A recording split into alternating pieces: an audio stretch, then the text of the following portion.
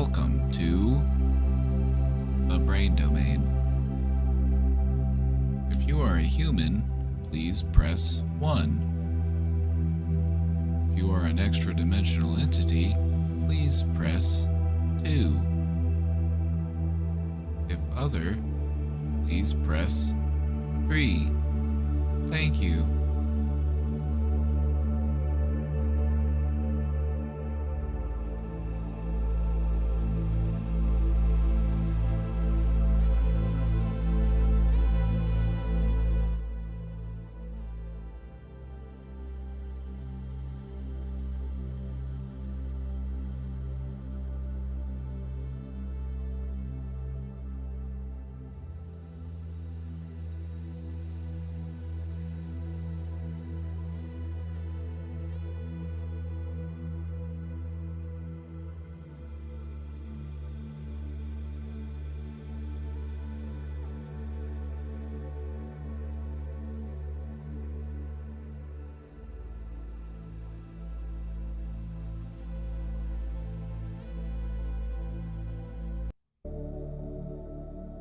Alright, hello everybody, welcome back. Welcome back. It's Brain Domain time. I know, it's Saturday. Back in the day, I used to stream every weekend, and I think I'm gonna start streaming more on the weekends, so I didn't let you know. This was unscheduled. I just said, you know what? I'm just gonna go live. See who shows up. Open up call-ins. Open up the question box. Just see what happens.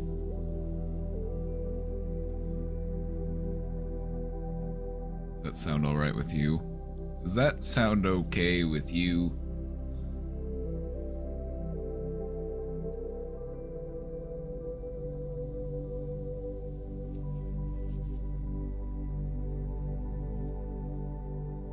Sounds alright by me.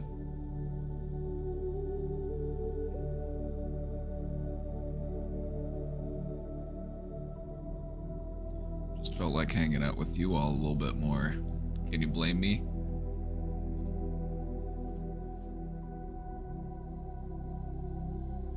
Follow the schedule.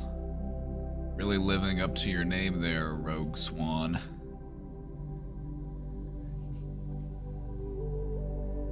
I don't follow schedules.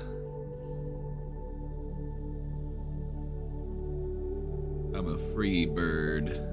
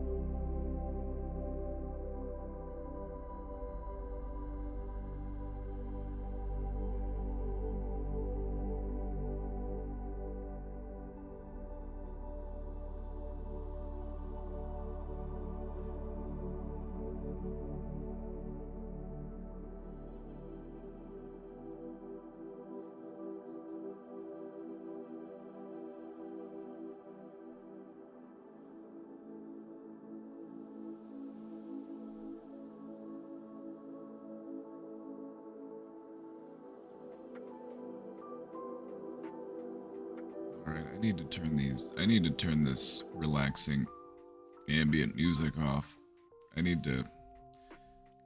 Whenever that relaxing ambient music is on, I'm like, it makes me all sleepy. So I need to switch it up a little bit. I could feel myself drifting off into space. Welcome in, everybody. Welcome to Saturday School. You're here because you chose to be, not because you got, not because we made you come in or anything.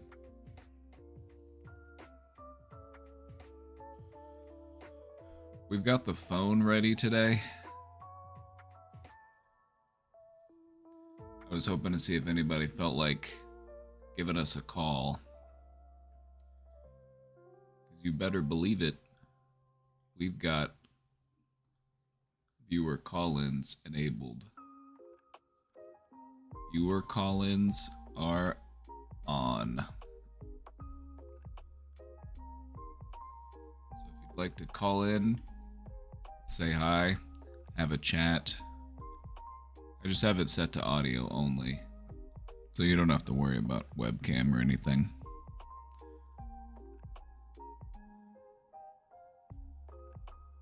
Anyway, look forward to hearing from you.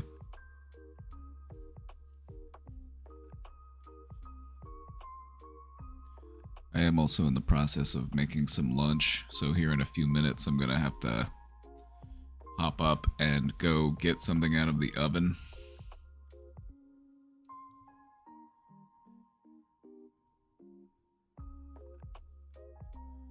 We'll also have the question box ready to go, so I'll have that open and I'll keep an eye on it. So if you have any questions that you'd like to drop in that way, go for it.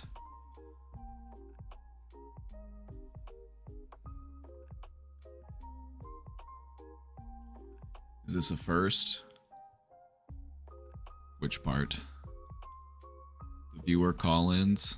We did viewer call-ins a long time ago. We used to do them through Google Voice, so you could call in from your phone. We've also done them over Discord, but Twitch added a thing where you can do it just straight up through Twitch, and that works for me.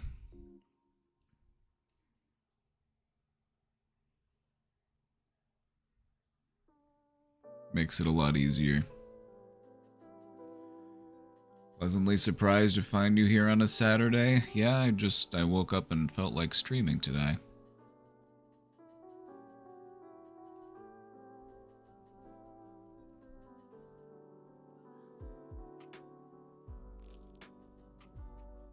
I woke up and I was like, you know what? I'm gonna do some streaming today. I'm gonna surprise him on a Saturday.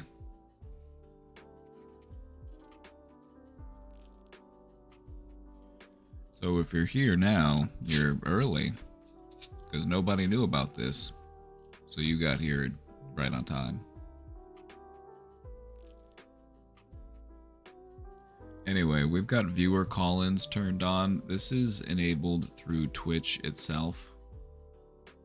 It's pretty easy to do. We tested it out yesterday.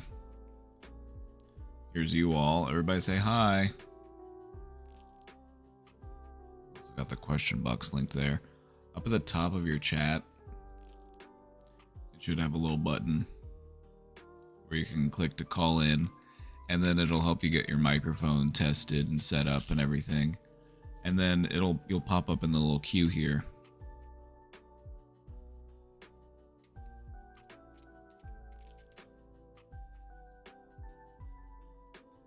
So give it a try. Give it a try. Look forward to hearing from you. If we get bored, maybe we'll take a look at one of these. There's just so many of them now. Maybe we'll go back through an old one. What I need is a list. But instead of doing a list, I think I'll just take screenshots. Yeah. Maybe I can start a channel in the Discord that's the presentation library. That might be helpful. I've got so many presentations in here, I forget what all we have presentations on.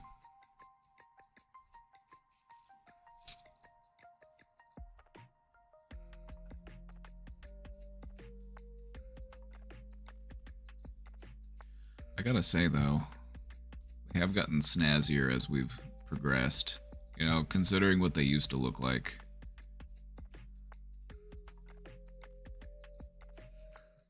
Back in the day.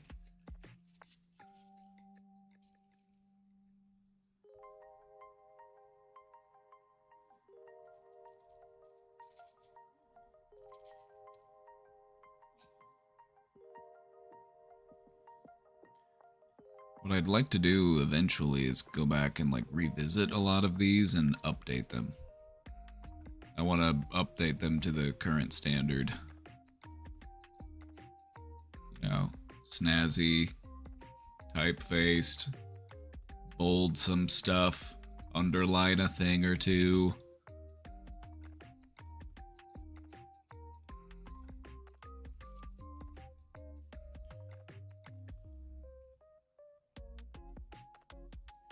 I need to do a new one on AI and mental health because we haven't done one on cyberpsychosis yet. Because that's a thing now. Did anybody have cyberpsychosis on their 2025 bingo card? Because I didn't.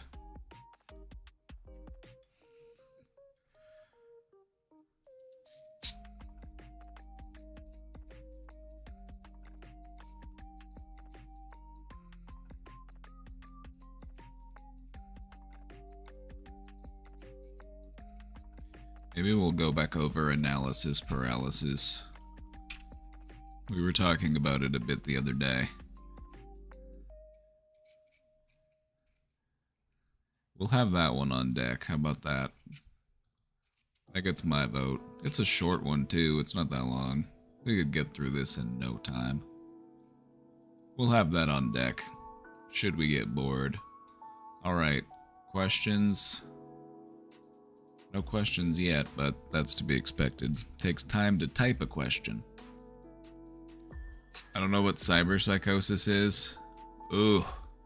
Well, there are people who are developing. You've heard of ChatGPT. There are people who have developed like psychotic symptoms after spending too long chatting with ChatGPT, because basically what it does is, you know, it's programmed to be agreeable and to enable you and to go with whatever it is you're saying, because all it does is it inputs the words that you give it, and then it uses math to figure out what the statistically best response is to whatever you type to it. And so if you type into ChatGPT and you're like, you know, I had this amazing revelation, I had this dream, and God spoke to me and he said that I am the Son of God. I am the second coming. ChatGPT would be like, wow, that's incredible. What would you like to do with this information? Would you like to learn how to start a following? Would you like to dive more into the philosophical implications of this? Do you want to go over some hypothetical scenarios and how, as far as how this could change the world? That's the last thing a person needs to hear if they, you know, are having a mental break. If you're having a mental break, what you need to do is reel it in, partner. You need to reel it back in. You need to find your footing and just get back with reality.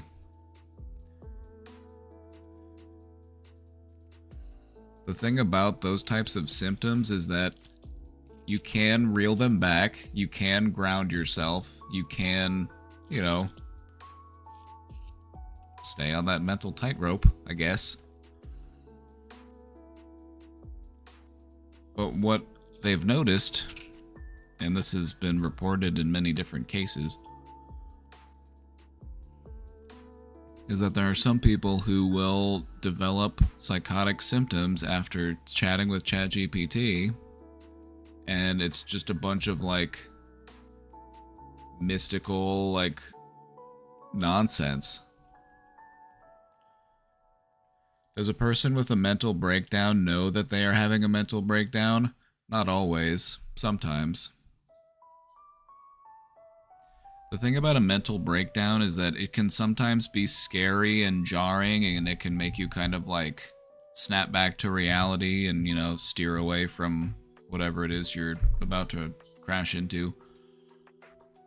Or it can feel exciting, it can feel comfortable, it can feel like the right thing to do, which is a scary part of it.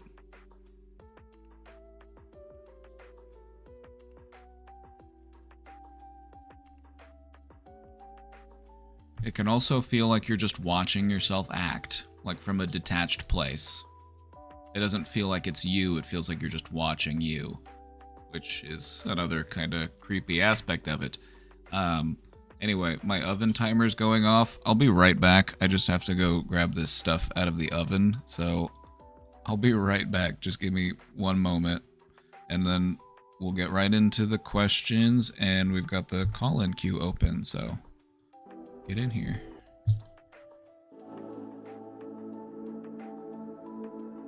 Alright, Miss Poopy, don't step on my keyboard no matter what you do. Don't do it, Miss Poopy. I know you want to.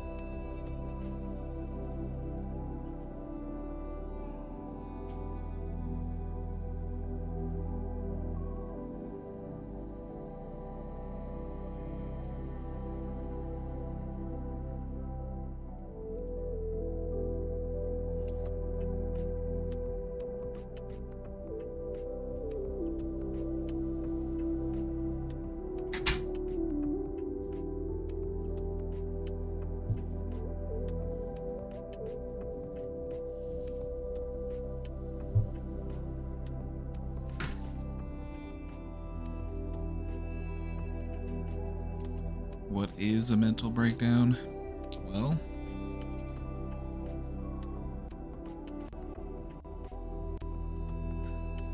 when you lose your ability to cope, when you lash out in different ways, when you lose your grip on your sense of reality, when you become overwhelmed by stress, depression, anxiety, hallucinations, delusions, all sorts of different ways that your brain can have a moment. You know, just like any other bit of machinery.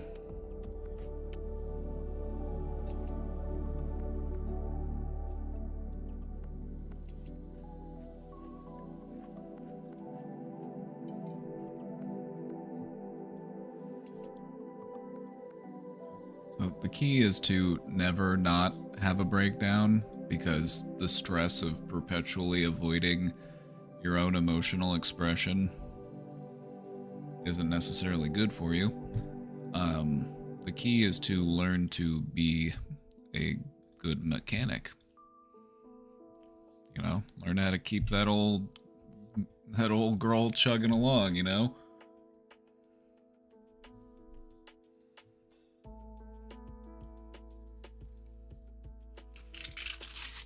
Alright, I got my little lunch here. Salad with some chicken chunks.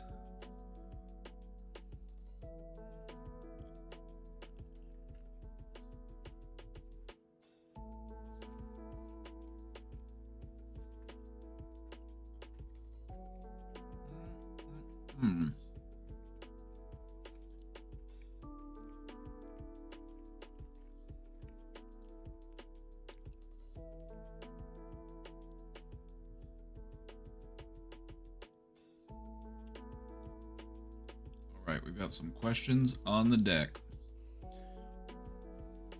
Alrighty, here we go.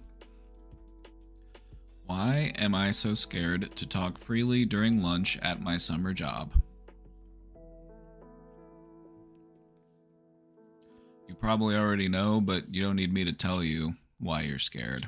I think you know.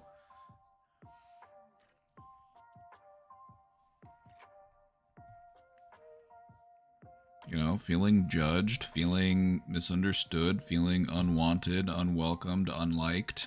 It sucks. It hurts.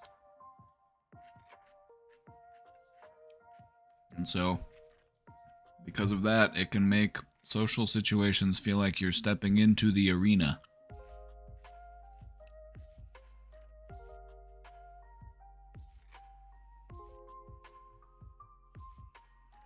Sometimes I find small things that I could say, but I decide not to say them because I'm scared that nobody would respond or care. Okay, so let's say that they didn't. What does that mean? Do we automatically have to jump to, they didn't respond or care because I suck? I'm just such a, terrible, unentertaining person. Nobody ever wants to listen to me. Nobody ever wants to hear me talk. No. There are a million different explanations why somebody might not choose to respond to you. You haven't responded to every single person that has tried to speak to you. So we understand that this is something that happens. It's just a part of having communication. Miscommunication. It's just part of playing the game.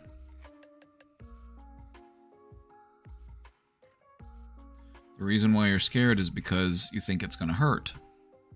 And so the solution is, don't let it hurt you. Know that it's going to happen sometimes. I've done it.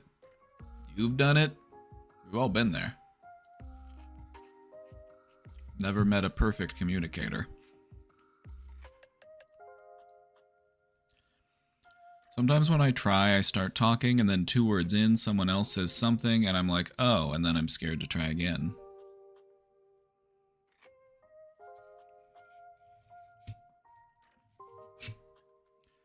What type of stuff are we trying to add to the conversation?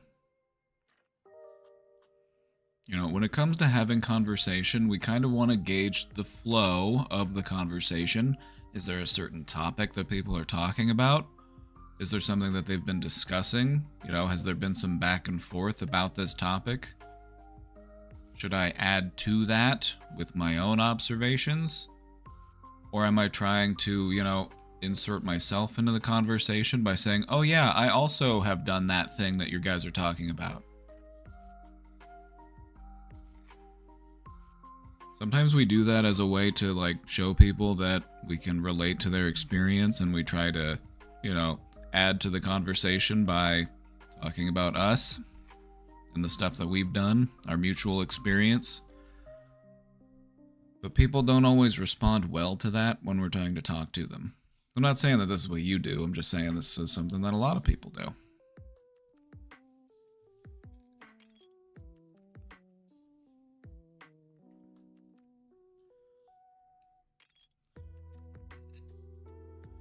What types of things are you trying to add to the conversation?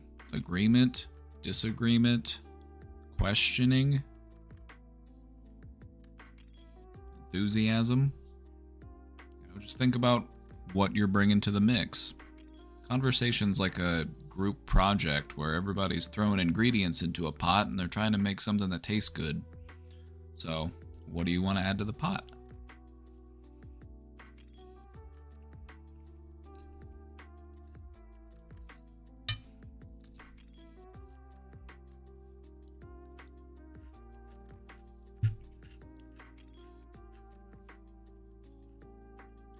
When all else fails, just ask people more questions.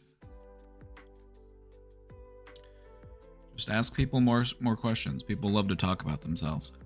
It'll give you practice in speaking up and finding your voice, and it'll make other people like you. So it's a win-win. You know, somebody talking about some vacation they just went on or some new thing they just tried. Be like, oh, how was it? You know, just ask follow-up questions. Show them that you're interested.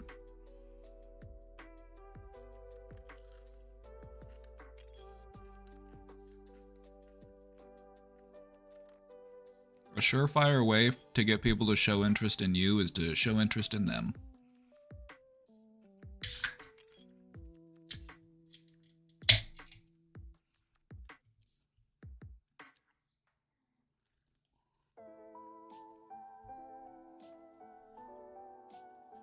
These are those types of situations where it can also be nice to mentally rehearse them a little bit. You know, visualize yourself sitting there in the break room or wherever it is you take your break. You're having your lunch.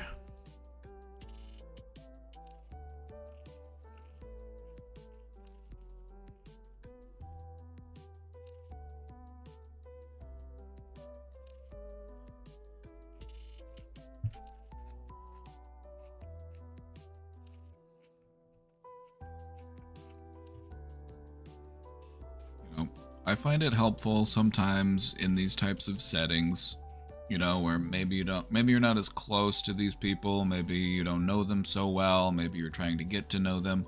I find it good in those situations to kind of just be aware of what your objective is in engaging in socialization. You know, what am I trying to accomplish by doing this?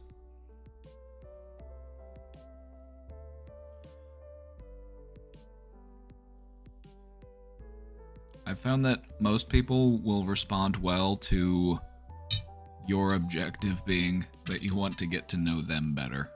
You know, so most people go into social conversations with the goal or the objective of, I want people to get to know me better. So if you give people what they want, if you show interest in them, they're gonna like you. Unless they're just innately suspicious.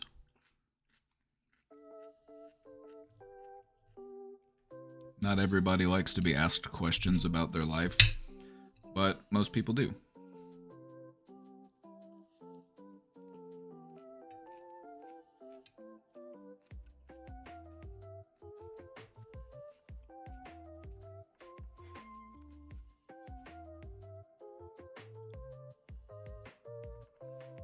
Hello, hello, welcome in.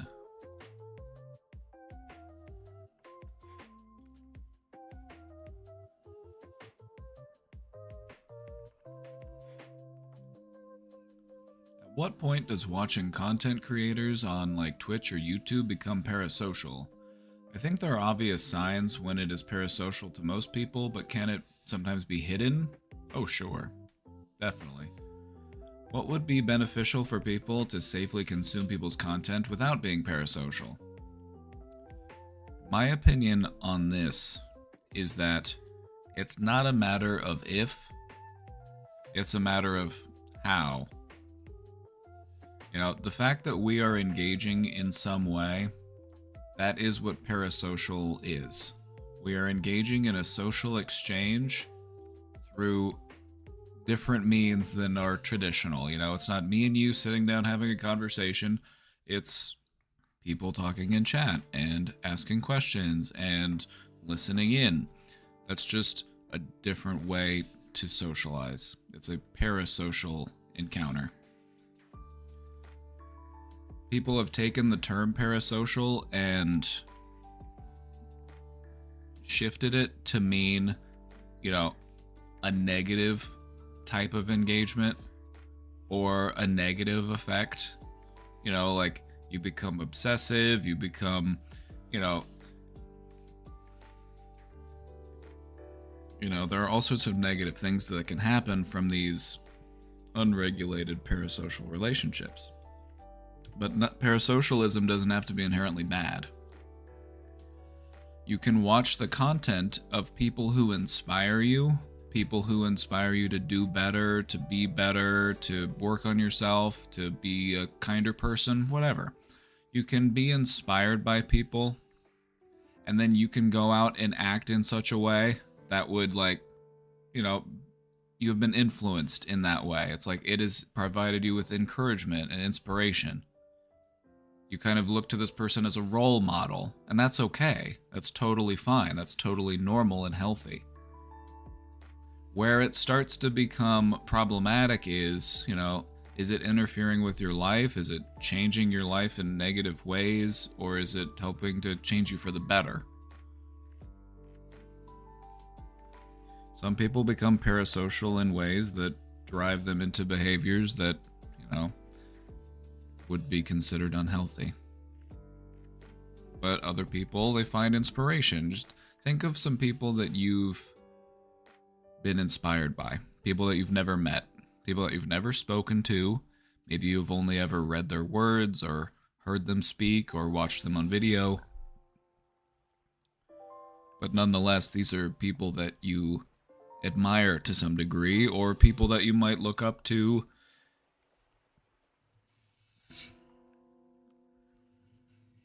Those are all parasocial engagements. It's not inherently bad. When it becomes problematic is when it starts to consume you. You know, you'll see people, you know, engaging in stalking behaviors or just like these unhealthy dynamics. They start to become delusional. They're, you know, they might start to think that like, oh yeah, we're old friends. Like we, you know, we're best friends, you know, and you never met them, never spoken to them. You know, so it's just not grounded in reality anymore. Like, I've never met any of you. That doesn't mean I wouldn't like you as a person, but it's not like we're best friends because I've never met you. You know, we've never...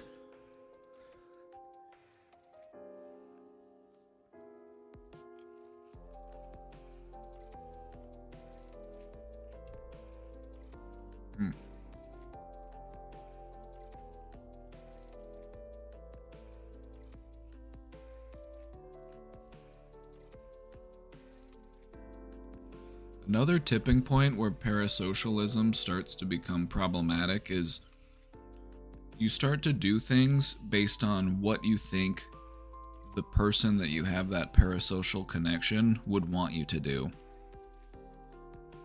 So if, for example, someone had a parasocial connection with Mr. Beast, they would act in such a way that they're like, well, what would Mr. Beast want me to do? Or they act in such a way where like, I need to impress Mr. Beast. I need to, you know,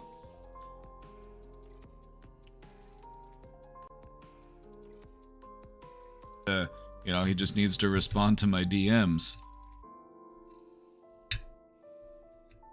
You know, it starts to change into like an obsession. It starts to consume your life.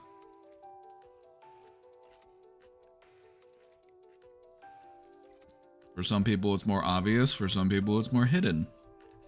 You know?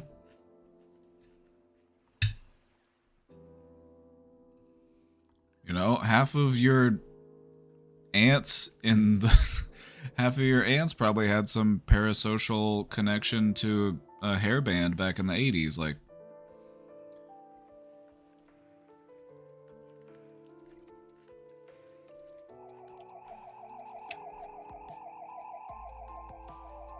Sugar Biscuit, happy 1 year. Wow, time flies when you're having fun, huh? Happy 1 year, welcome in.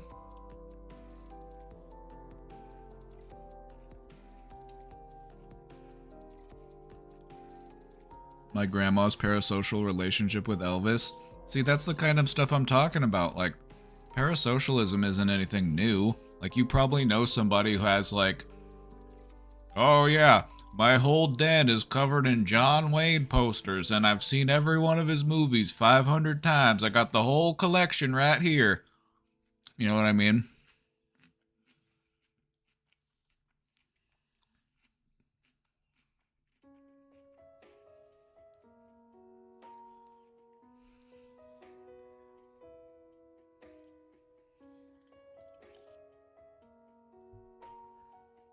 Damn, old white men really do have a parasocial relationship with John Wayne, don't they? That's just kind of settling into my mind right now. I'm like, yeah, I've known too many guys like that.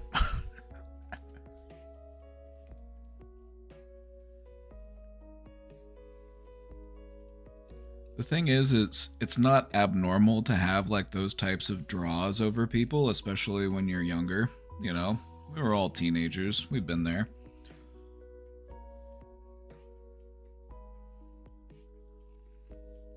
Most people grow out of it.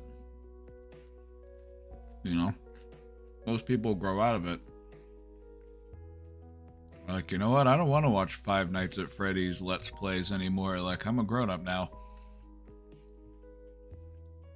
That's for the Gen Zers in the chat. I see you. You remember the first YouTuber you outgrew? See, YouTube didn't exist when I was a kid, but for some of you, it probably did. So you probably had YouTubers that you watched as a kid that you outgrew watching because you're just like, it's just not for me anymore.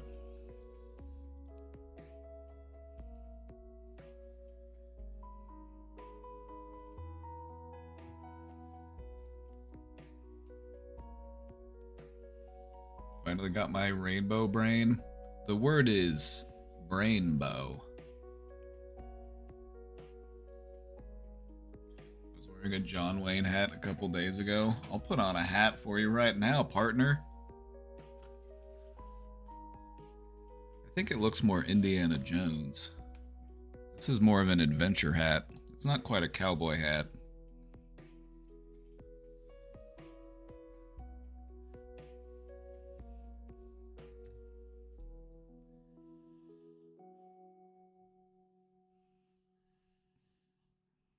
Do you remember that time that John Wayne had to be... Was it John Wayne? I'm pretty sure it was John Wayne who had to be physically restrained at the Oscars because he wanted to fight a woman.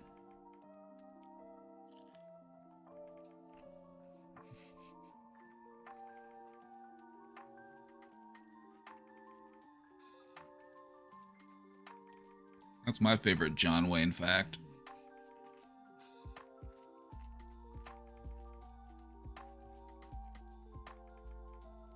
Marlon Brando was boycotting the Oscars, and he had a Native American woman deliver his speech, and John Wayne was apparently so enraged that he tried to get up and fight the woman and had to be physically subdued.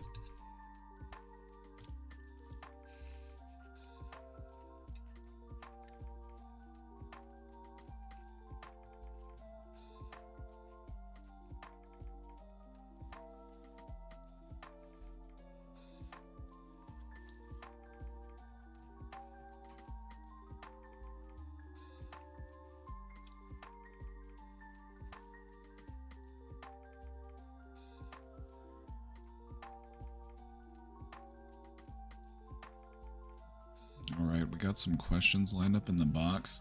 It doesn't make any type of noise or anything when somebody hops into the viewer call-in queue, so I'll just keep checking it every few minutes. And I'll let you know before we do any calls, so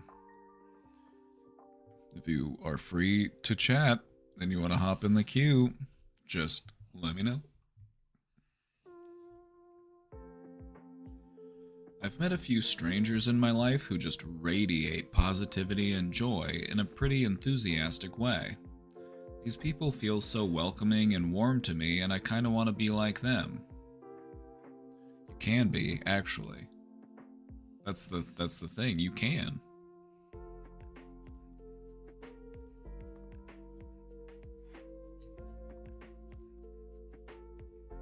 The key is to open your heart and to open it for so long and so often that you forget how to close it again. But that takes time, and that's it's worth doing. Just walk into a room, say hi to a stranger in a way that's super joyful yet not annoying. But I'm also questioning if these people were just having a really good day. Sometimes they're the complete opposite. Doesn't matter. You saw them as they were in that moment, so just try to create moments like that for yourself. It's not about being like that 100% of the time. It's about being like that more often. Would it be inauthentic of me to try to be like these people? Not if you want to be that type of person. Nothing wrong with being the type of person you want to be. Learning how to be somebody new doesn't mean you're inauthentic. You know, sometimes a hypocrite is just a person who's in the process of changing.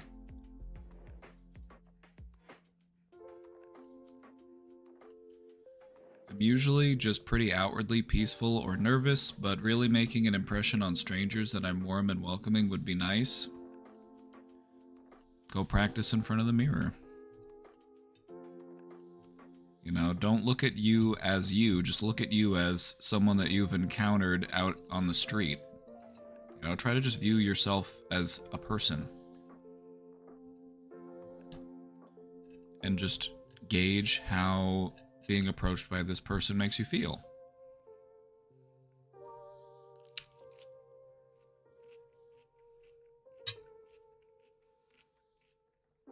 That's how I fixed my RBF. I used to have RBF.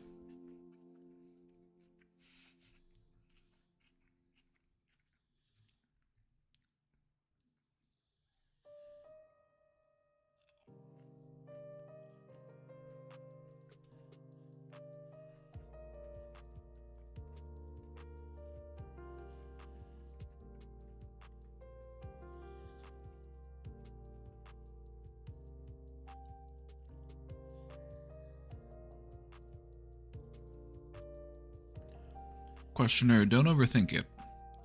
Do you want to be a warm and welcoming person? Then be one. That's it. If that's who you want to be, then be that person. Doesn't matter what your motives are. Doesn't matter, you know, who inspired you. It doesn't matter if the person that inspired you is a hypocrite or if they're genuine. You want to be that person? You want to be warm and welcoming? Then be that. That's all you got to do.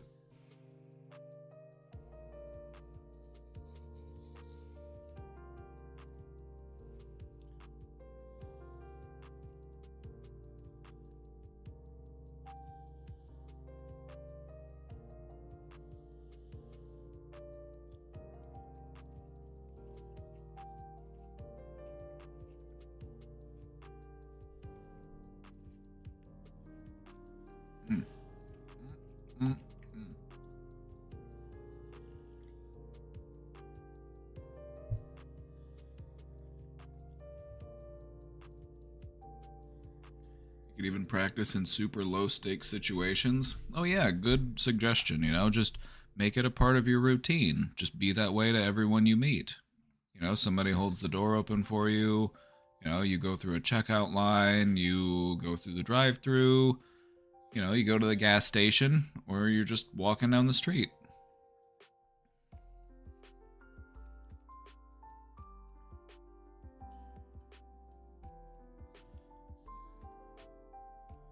What you'll learn to realize is that most situations are low stakes situations. There are very few make or break, do or die moments in your conversations. You know, life does not play out like a romantic comedy. You know, we're able to talk about our problems and explain things and apologize and, you know,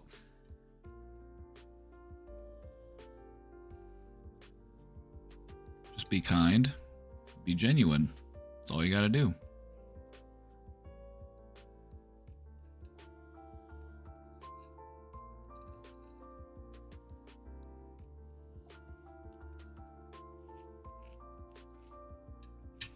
But Papa B, if I'm kind and I'm genuine and it feels good and it makes me feel good being kind and genuine, then am I really doing it to be kind and genuine, or am I just doing it to make myself happy?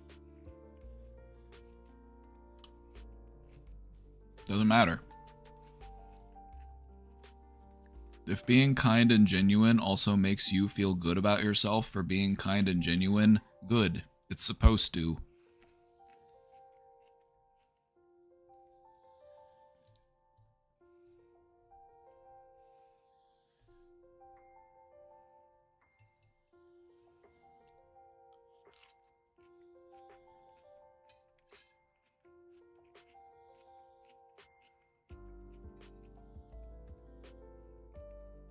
You know, we were talking about this the other day. We had that presentation you might have seen. It was about gatekeeping joy.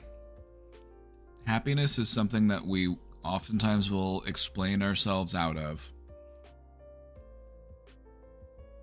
You know, if you want to be kind and genuine, then just be kind and genuine. If it makes you feel good, even better.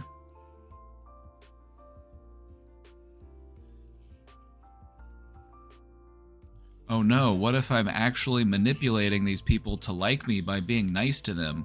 Like, you will find you will have some doubts about yourself, because that's normal, that's human.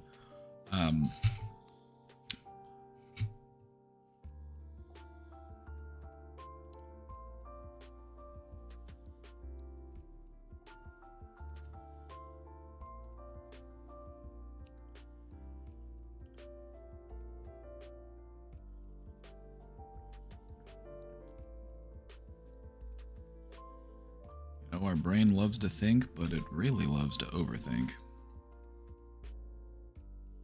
So when it comes to stuff like happiness, try not to overthink it.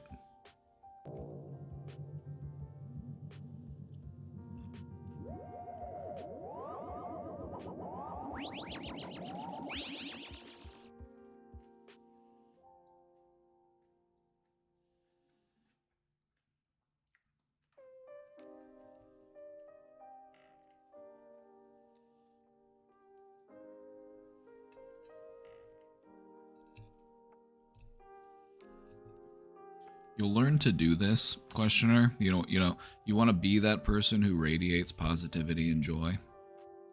Quiet the mind, open the heart. That's all you gotta do.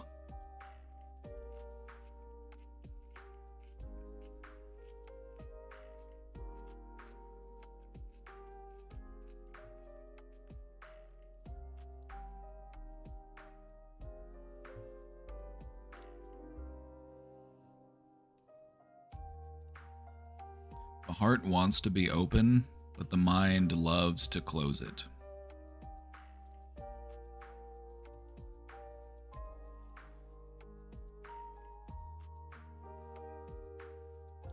Chat, we're at 5899 questions.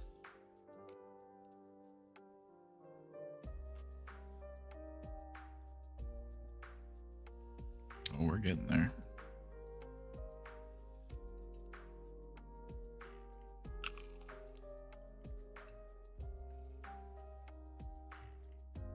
Can't wait for 6K.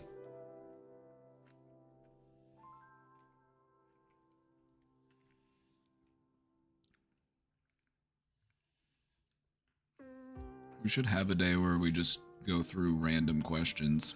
You just give me a number between 1 and 6,000 and we just pick one.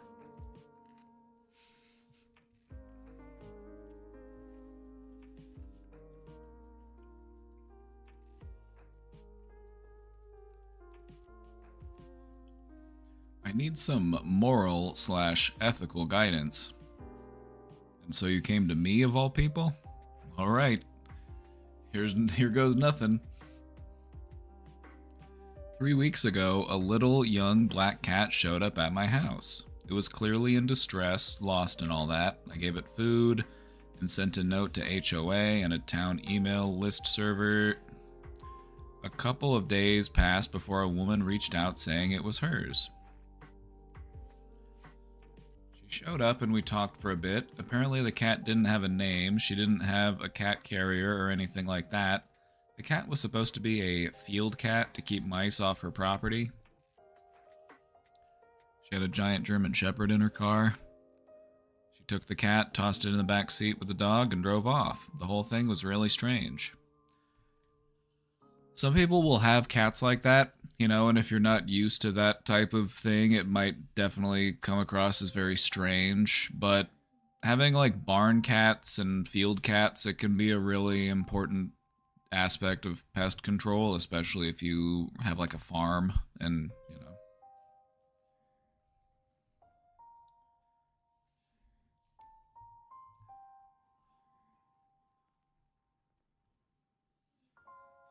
Less than 24 hours later, the cat showed up again. Oh, so he quit.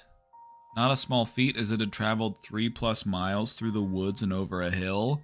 A neighbor who was connected in our small town gossip tree said that the woman, call her Jane, just moved here. My neighbor also said that the local women's group had a strange interaction where a couple of months ago a cat was hit on the highway that goes through town and died. When she contacted Jane, the owner said, just throw it in the dumpster. Not exactly a loving response for one's pet. That's because people who have like land, they might not always view the animals that live on their land as their pet. It's I'm not saying it's not heartless, I'm not saying it's not cruel, but what I'm saying is they view it differently. This is a utility for them. It's a way to keep mice out of their stuff.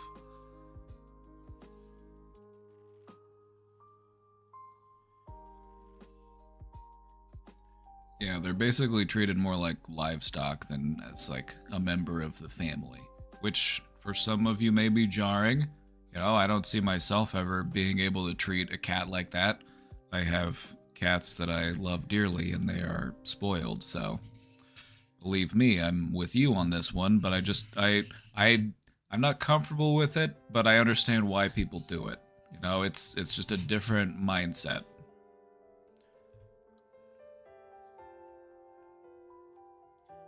Anyway, I wasn't rushing out to contact Jane again. The cat got out and was found by a neighbor down the road. The neighbor posted on the town listserv and Jane picked it up. Fast forward to yesterday, the cat shows up again. Clearly emaciated, very hungry, and skitterish. Well, this cat's definitely not cut out to be a field cat then. That's what it sounds like to me. Not all dogs make it in bomb dog school. Not all dogs are able to become guide dogs. Sometimes service animals just aren't fit for the task that we try to hire them for. So it sounds like the cat quit its job and it wants to live the lush, lavish life indoors. So, what can you do?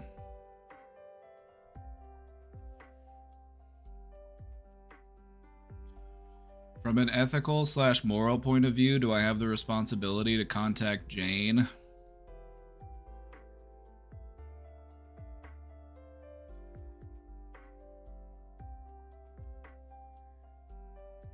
I don't want to answer that one. I don't want to answer that one.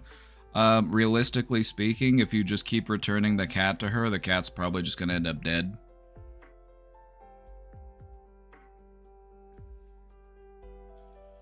Can I just adopt it myself? It doesn't help that my state treats cats as legal property. I don't know what to do. I'm pretty sure that I'd give the cat a better life, but it would be stealing under the law.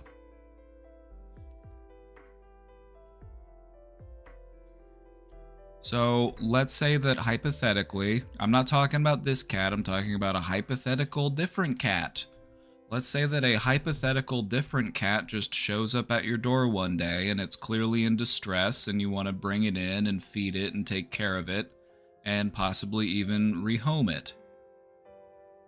You know, are you under any obligation to post anywhere that you found this cat?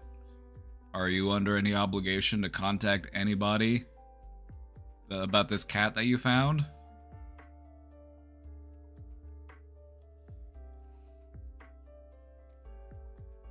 Now, clearly, we're not talking about breaking the law here. We're just talking about a hypothetical cat. Hypothetical cat shows up at your door. Are you under any obligation to try to track its owner down? No. Now, if the owner shows up at your door and says, "Hey, do you have my cat?" That's a different story. Because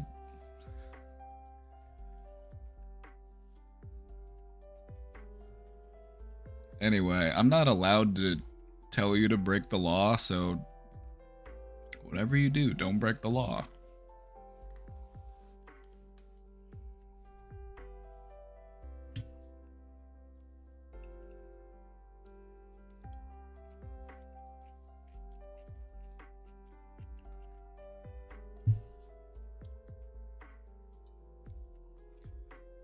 What I should say is, you know, take good care of that cat for as long as it happens to be with you. That's what I'll say. Give that cat love and care for as long as it happens to be with you.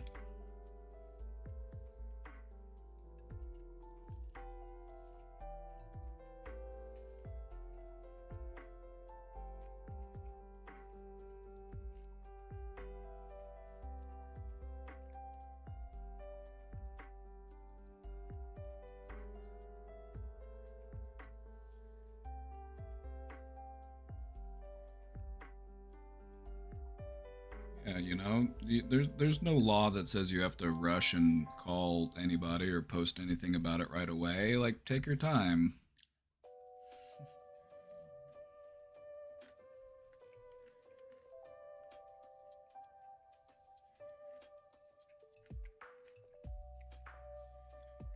For all you know, that's an entirely different cat. Who knows whose cat that could be?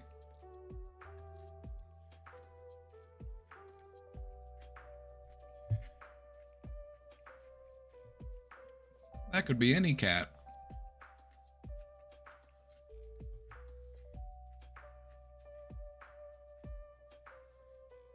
Could be a totally different cat for all you know.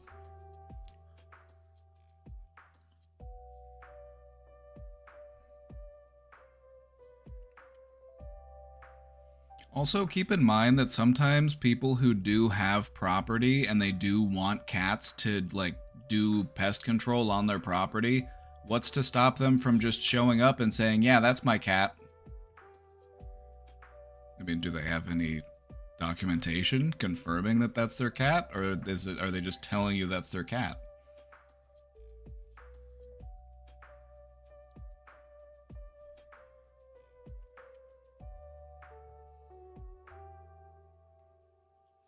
Do you have any pictures of it as a baby? You got baby photos?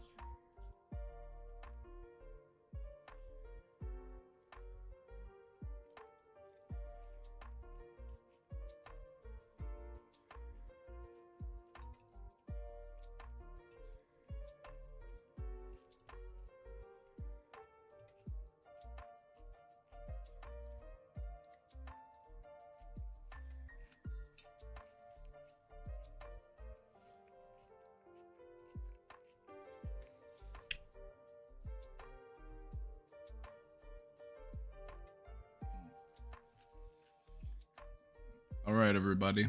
Anybody want to call in? We've got the call-ins open. I'm almost done with my salad here.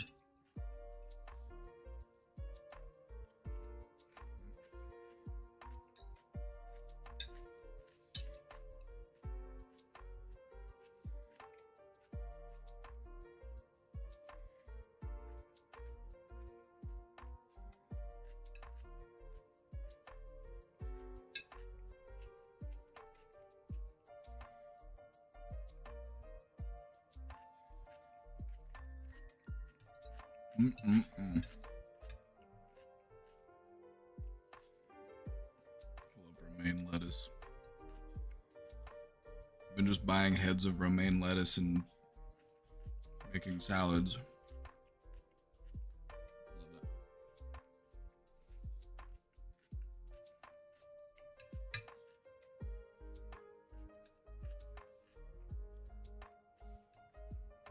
Someone called, but not me. It's your 1-year anniversary. You should call today.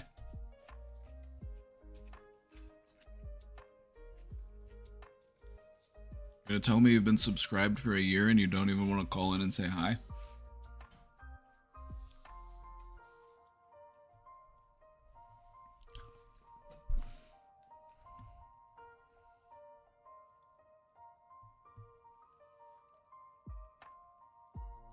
I'm scared of what?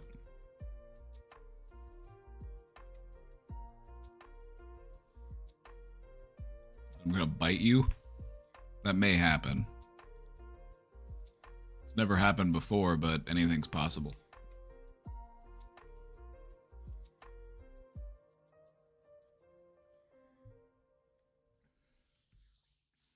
I'll say something embarrassing, then call in and say, hey, it's me. Love the show. Nice to say hi. Hi, chat. Hope everybody has a good weekend. All right, bye. Did I say anything embarrassing in that exchange?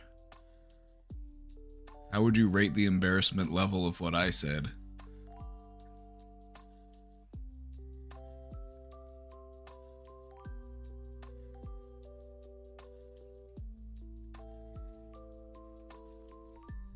There's no rules regarding what you call in for. If you just want to call in and say hi, that's also fine. I'll take call in from anybody who wants to dial in.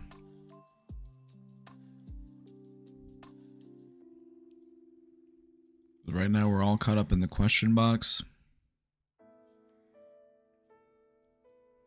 We're all caught up.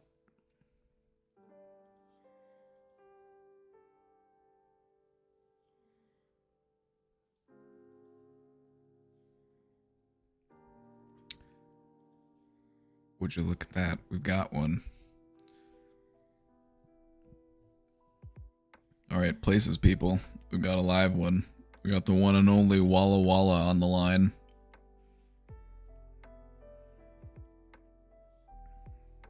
All right. Let me make sure this should be lighting up because. Hold on. Okay.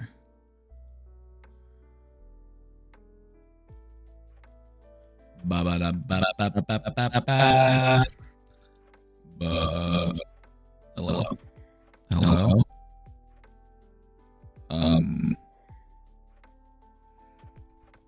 Yeah. Hello. Okay. Okay. All right.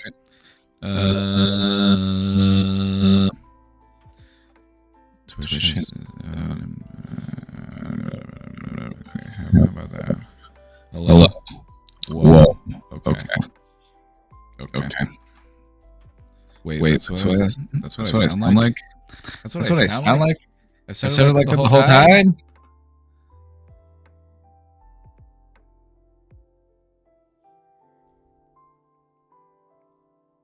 That's what I've sounded like the whole time.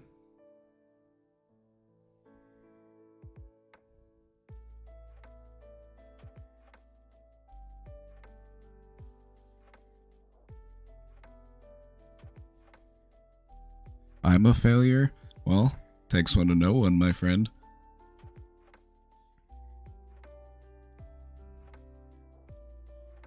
All right, Walla Walla, we're gonna bring you in.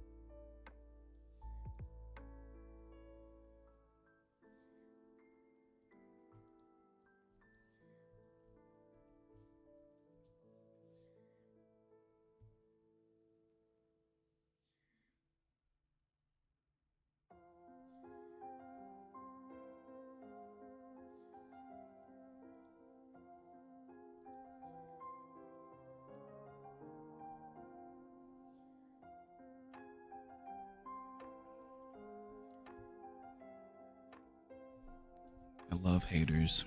See, that's how you know you made it. When you got people taking time out of their day just to hate on you.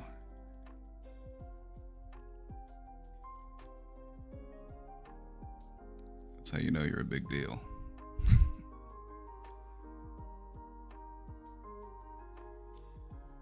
Alright, everybody, we got Walla Walla on deck. Hopefully that sounded good on your end. I'm gonna pull you in.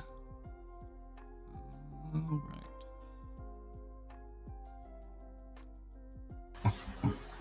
Hello? Hello. Hi. Walla Walla? How's it going? Today's it's going pretty well. It's been super smoky here, so it's kind of sucked. Smoky, you say? Yeah, it's just wildfire smoke is coming down. Wildfire. Like, Yeah. tough to sleep and go outside, do anything. It took me a little while to set things up here on my side, but this is a good trial run. I've got to have a conversation. It's a good test run. We have, you're only the second person to call in, so this is useful information. Yeah, if anyone else is trying to do it, I wasn't able to sign in with Firefox. I had to open up Chrome. I don't know why.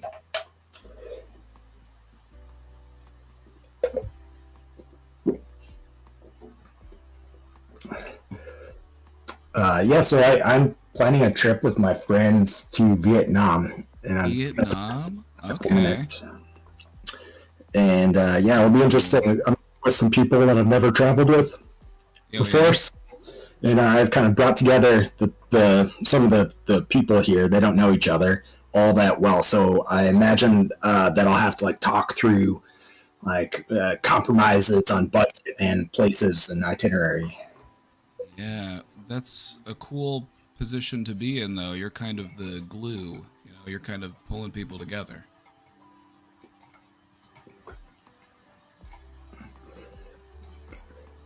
Have you been to Vietnam before? I've never been.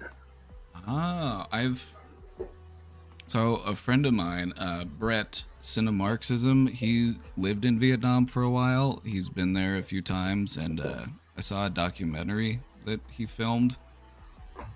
That's where cool. He interviewed a lot of, people who were children of parents who had left Vietnam during the war, and then they, as adults now, wanted to revisit, just see what it was all about. So it seems like a really cool country.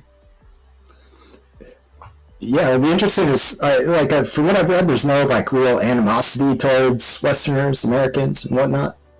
Yeah. No, they're pretty tourist friendly, I think.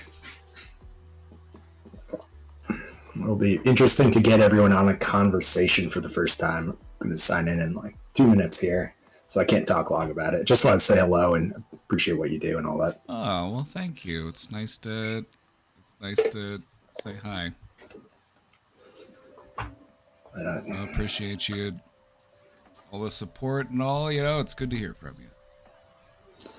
Yeah, I'll do what I can. I'm not doing too poorly professionally, and I know it's just got really lucky with some things, so it's I'll do what I can. But yeah, we appreciate you, my friend. All right, thanks. So I'll have to let you go, but nice talking with you. All right, bud. Have a good one. Have fun planning that trip. All right, sounds good. Cheers. Cheers.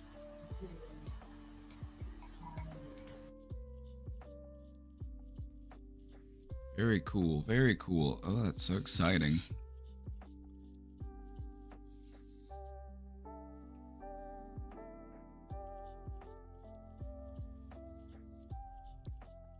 Yeah, let me show you this documentary real quick. I'm not going to make you watch the whole documentary. It was called The Empathizer. And I saw it at KC Film Fest. It was about Vietnam. A stand-up comedian decided to go visit Vietnam and have conversations with people who, had moved back to the country.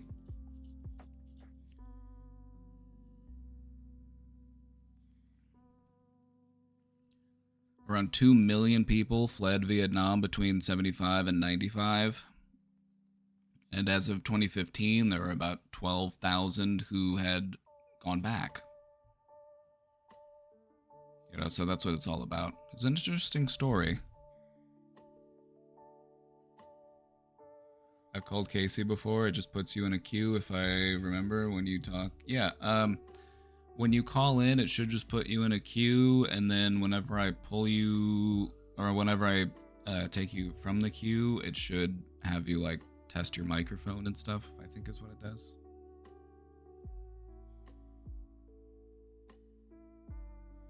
I've never done it as on the opposite side. This is all new for me. Like I said, we just started trying this out yesterday.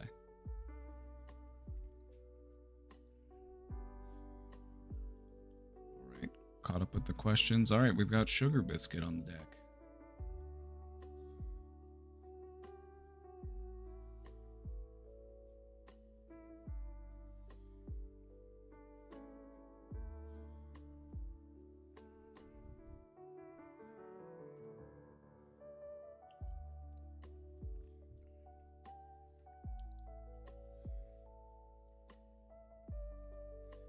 All right, everybody, give it up for the one and only Sugar Biscuit. Hi. Hey, how's it going?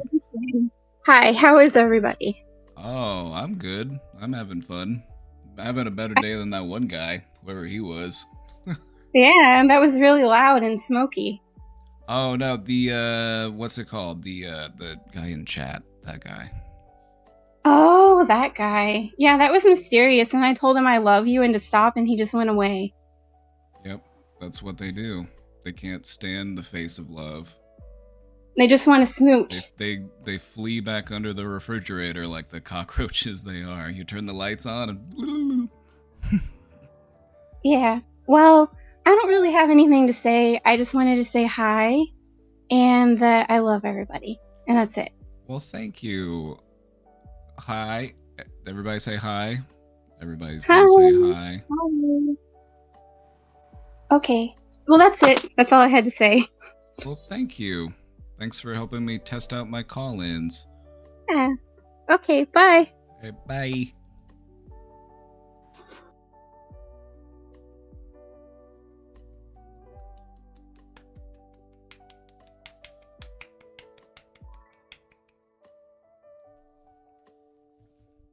Perfect call.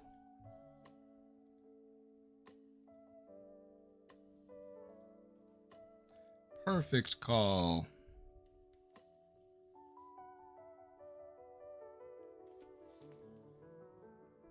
Chat, don't let the haters find this out, because, you know, I don't want to give them any information. Don't let the haters find this out, but whenever they come in here and they direct hate towards me, it gives me so much energy. Like, I feel so empowered by it. It has the complete opposite effect of whatever it is they're trying to do to me. And so I can't help but love them. They gas me up in a way that's just hard to explain.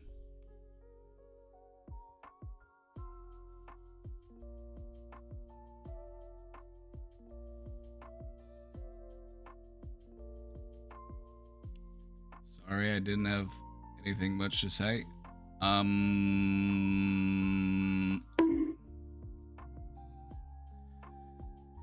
sense apologizing. I literally said it's totally fine to call in and just say hi.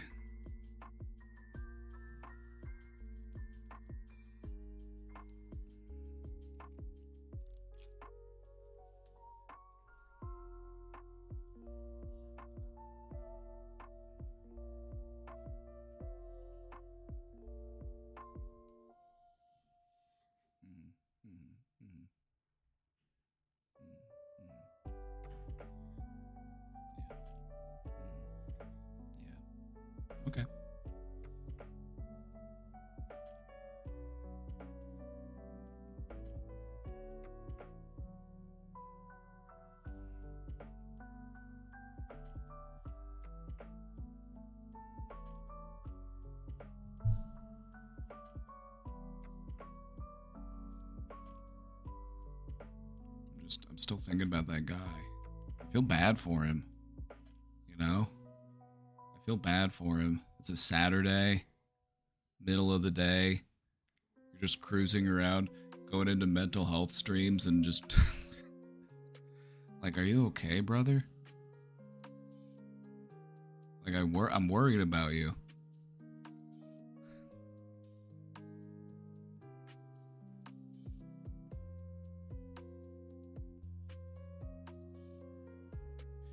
Anyway, chat, we've got the line open if anybody would like to call in. Had a couple callers already. Who's to say we might take a few more? He's really the guy that needs to call in. I would love to talk to him.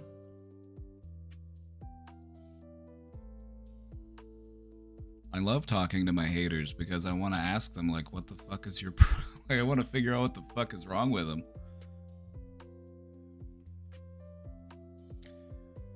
You know what? Not to sound too vain, but I think they hate me because I'm cute.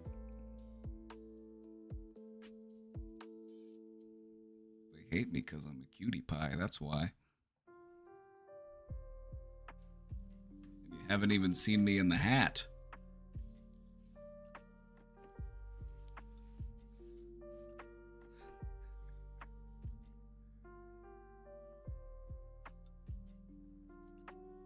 Bwah, bwah, bwah.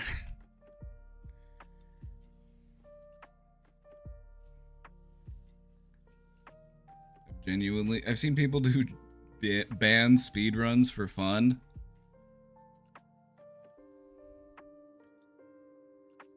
I guess they just have a different definition of fun than me, partner. Spreading negativity for fun is very low. Yeah, and most of us grow out of it by, like, age 15.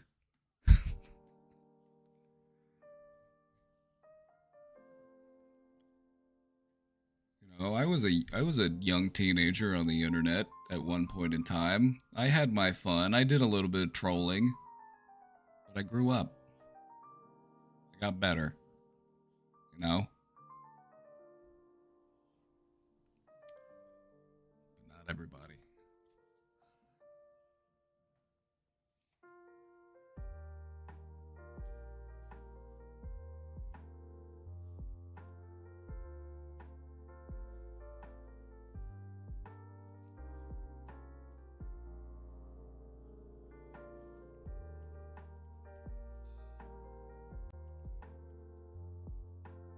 We'll be here taking your call-ins. We'll be here taking your call-ins.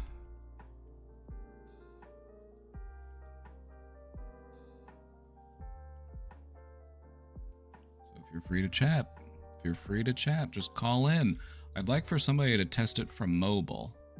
I'm not sure how I think Walla Walla did it from their PC, because they were talking about the browsers. Anybody want to try it out on mobile?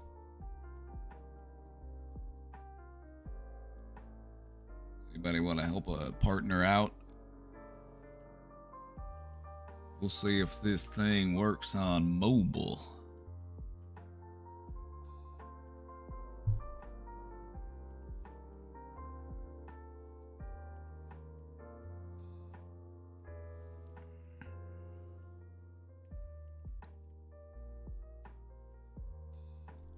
Another thing I find very funny is that I've had this happen a few times, because this is just something that's just very low-hanging fruit. It's something that, you know, people will typically do as a way to, like, try to get a reaction out of you. They'll, like, poke fun at how many viewers you have.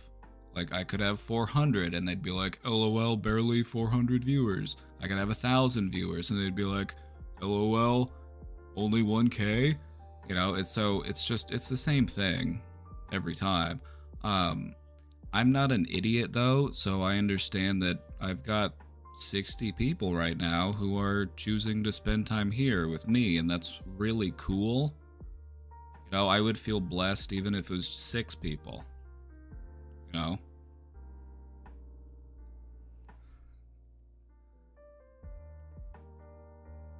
You know, no sense in taking criticism from somebody who, you know,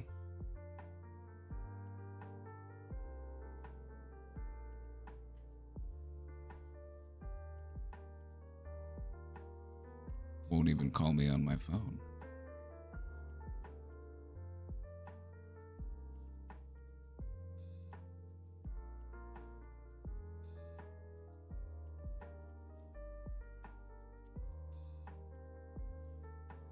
I'll call in like 10 minutes. That sounds good to me. I'll hang out for a bit. It's a Saturday bonus stream. We're here for fun.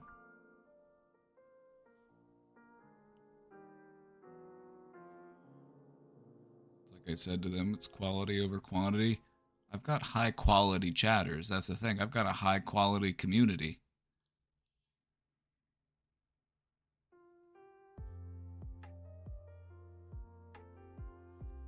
I wouldn't trade you for a bunch of people just spamming emotes and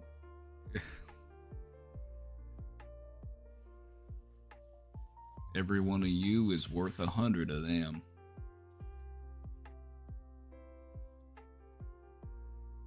No, some people just,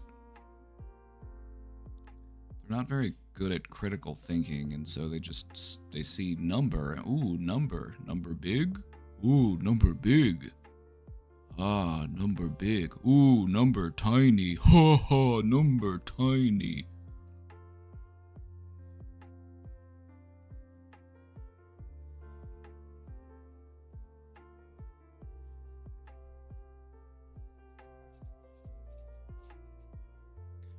Either way, the reason why most of them do it, and not to just like talk so much about like hateful people, because, you know, they suck, but I do like explaining them, just for those who might not know.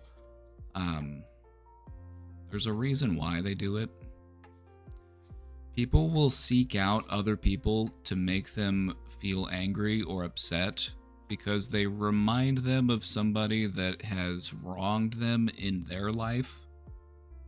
You know, so if they come and bother me, they've probably got like daddy issues or something. You know, their dad was probably a dick and they want to feel a sense of power and assertiveness by, you know, making a man angry or making a man feel bad about himself. Which also explains why people will go and bully women on the internet. Probably got mommy issues.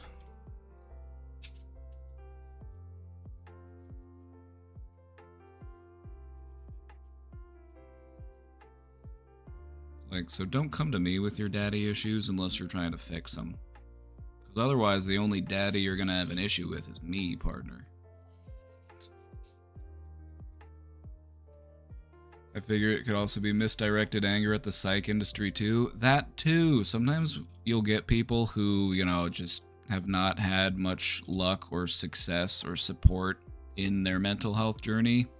And so they just, you know, walk around cursing everybody and they're like, you know, they're just mad at the whole realm of mental health because it didn't help them. Not that it couldn't help them, it just hasn't yet.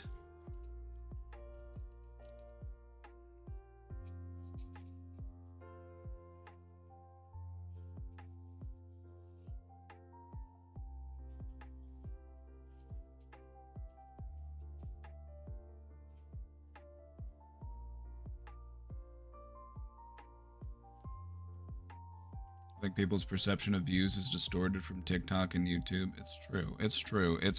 And this is easy to see if you just look at anybody who started off as like a YouTuber and then watch what happens when they try to switch over to like streaming on Twitch. It's like they get a small fraction of what they're used to because live concurrent viewership is tricky to maintain. You know, you're living your life right now. You've got, you know, this is your Saturday. You know, so I feel lucky. I feel blessed that I've got the people that I do that'll sit down with me and hang out and chat with me, and especially the ones that call in.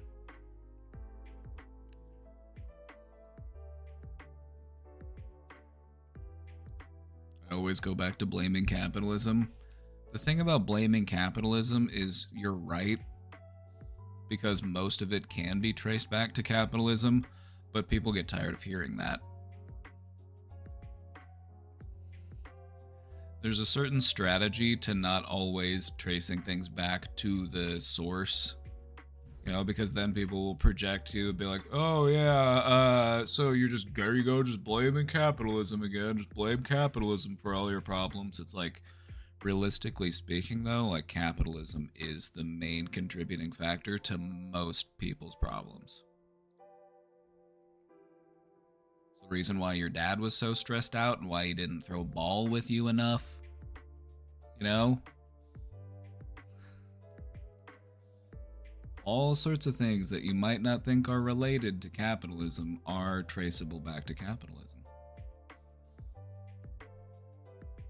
It is not a system that is designed to take good care of humans. It just isn't.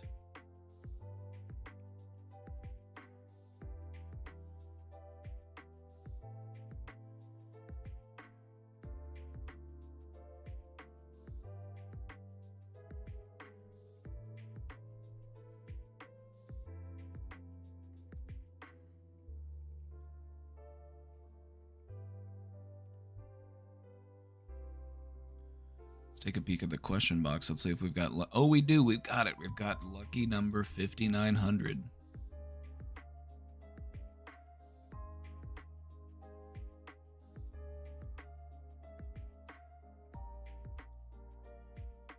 Would you do more call-ins in the future? Yes.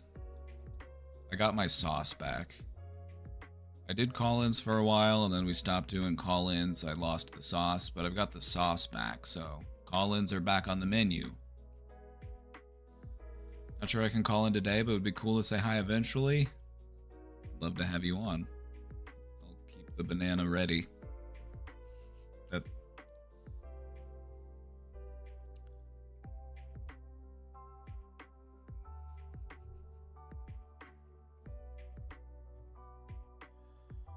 wonder who else that troll blames for their misery. Okay, so I brushed my microphone cord and it turned off my microphone. They probably don't feel as if they don't blame themselves enough, because they probably do. They're probably very, you know, they probably have a very harsh inner critic. You know, they're probably very hard on themselves. But they don't realize that they also project a lot of their anger and frustration outward.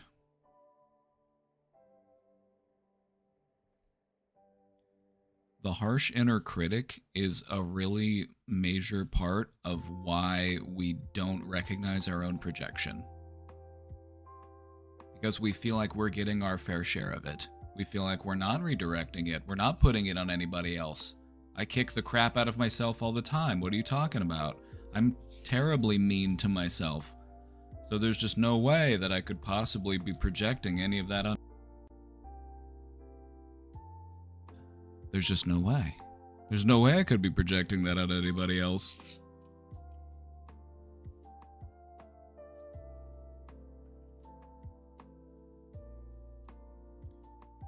They are unaware of how they project onto others because they feel like they're handling it with their harsh inner critic.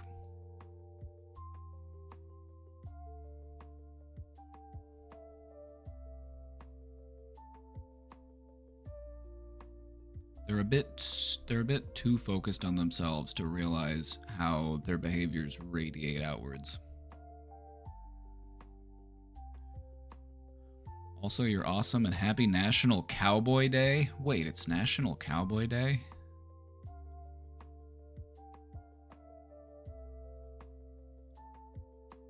If it is, I'm putting the hat back on. Oh, it is. Well, guess we're putting the hat back on. Bwah, bwah, bwah. The hat goes back on. Bwah, bwah, bwah. Bwah, bwah, bwah, bwah.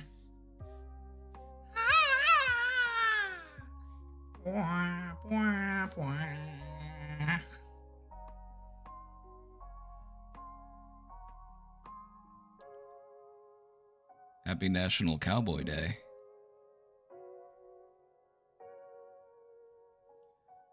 July 26th. Now, just as a disclaimer, I've never been a cowboy. I've never, been in a rodeo. I've never done I've never done this. Haven't done any of that stuff. But I do have the hat. I do have the hat. Just went out on the porch and it's so nice outside. Might be a nice day for a walk. Might be a nice day for an adventure. But yeah, we'll do more call-ins in the future. I anticipate more. We're still testing it out. We're still getting used to it.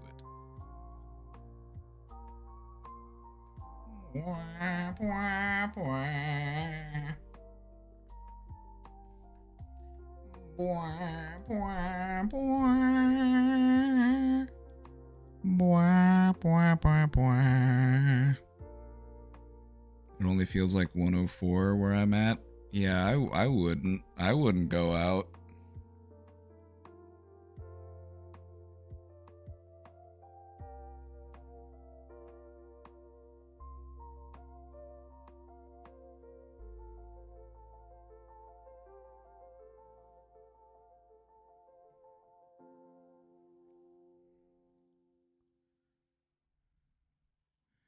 Wouldn't be me.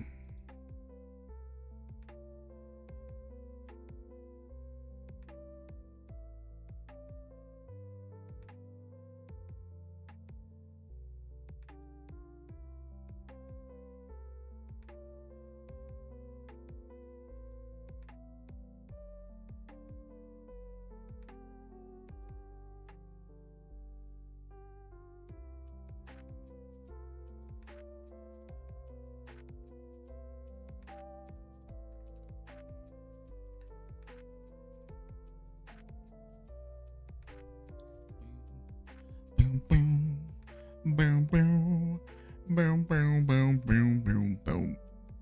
Ba-dum, ba-dum, ba-dum, ba-ba-ba-bum.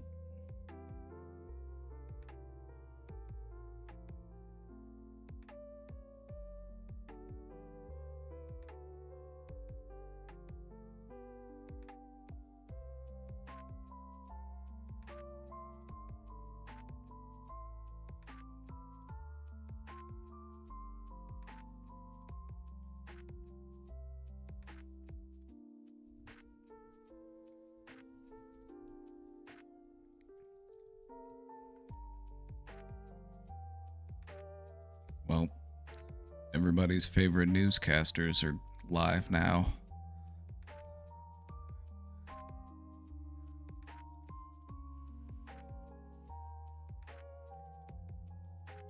So it might be just about time for this cowboy to hit the old dusty trail. Actually, we've got some questions in the box. Let's get to it.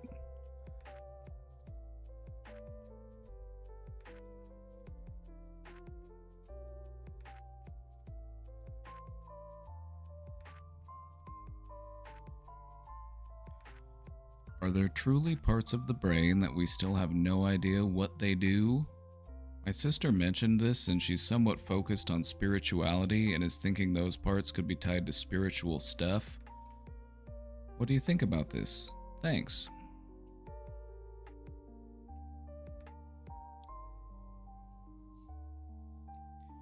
We have a pretty good understanding of what most of the parts of the brain do. Most of the parts in the brain where we're not quite sure what they do, they typically have something to do with like hormone production, or there's a lot of parts of the brain that are just there to help other parts of the brain work. You have parts of the brain that are kind of like switchboards or, you know, traffic sections. It's anyway.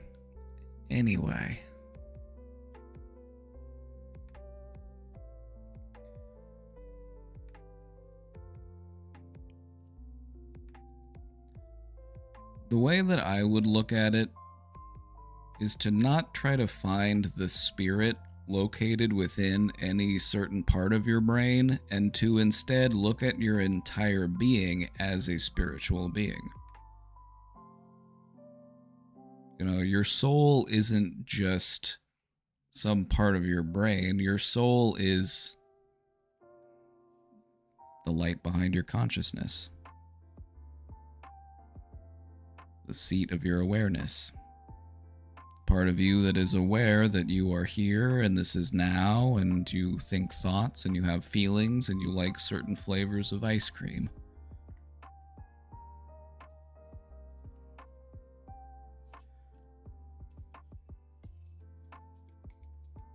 It's long been hypothesized that there must be certain parts within the brain that are tied to spiritual function.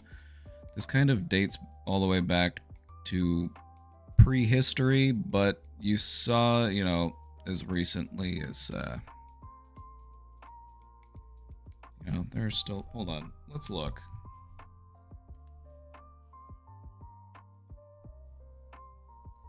You know, I think you gotta learn about Rene.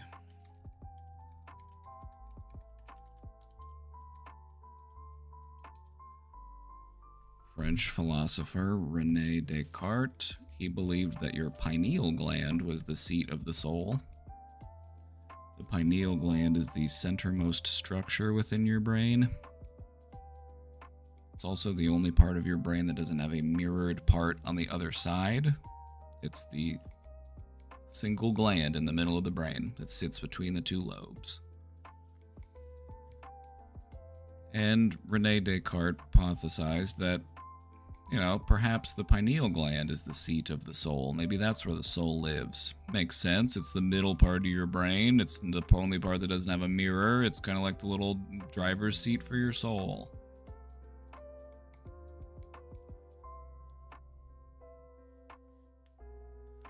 Your pineal gland does some interesting things.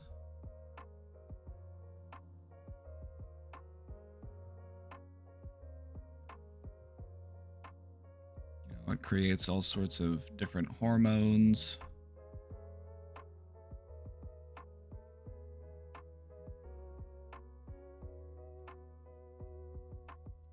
But as far as it being a spiritual part, look at your entire brain as a spiritual part.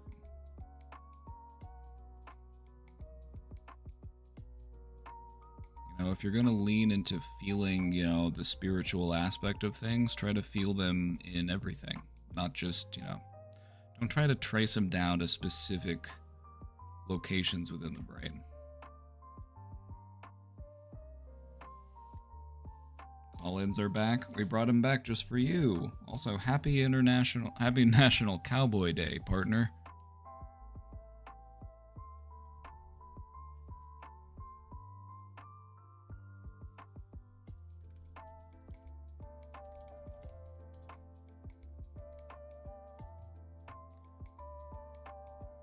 So, as far as your brain goes, we have a pretty good understanding of what different parts of your brains do. We break it down into different lobes, and then we can understand the different responsibilities of those different lobes. So it's not like there's any like mysterious little things in our brain that we're not quite sure what they do.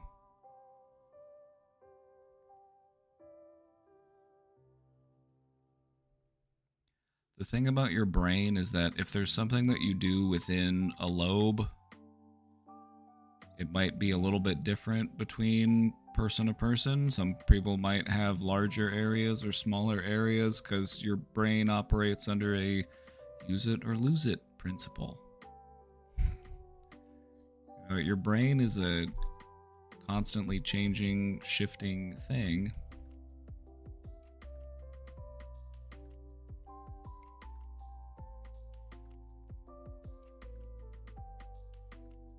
can I strengthen my Wernicke area? Good old Wernicke area. Your area of understanding language by practicing language, by having conversations, by reading, by speaking, by listening. You know, like you can strengthen those parts of your brain by utilizing those parts of your brain, by working those parts of your brain out.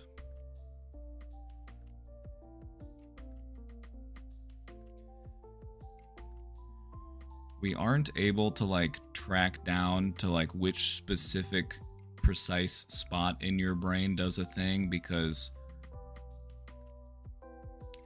your brain is made up of this intense network of neurons.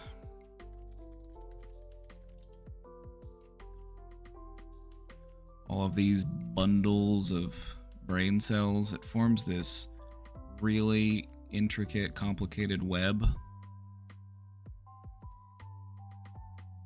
And these cells are forming new connections and breaking off old connections, and so which areas of your brain might be active when you recall a certain thing or do a certain thing. It might be consistent in many ways, but it can also change in subtle ways.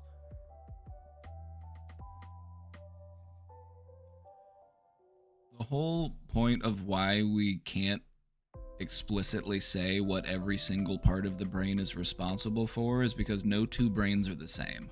And brains are just too complicated to say, like, this is the part of your brain that knows how to do this is the part of your brain that knows how to do that. It's more of, this is the region of your brain that does this. You know, because if we hooked up 100 people to a brain scan and we all had them do the exact same thing, the same regions of their brain are gonna light up. For me, it might be a little higher. For you, it might be a little more to the left. For somebody else, it might be a little more to the right, but it's the same general region.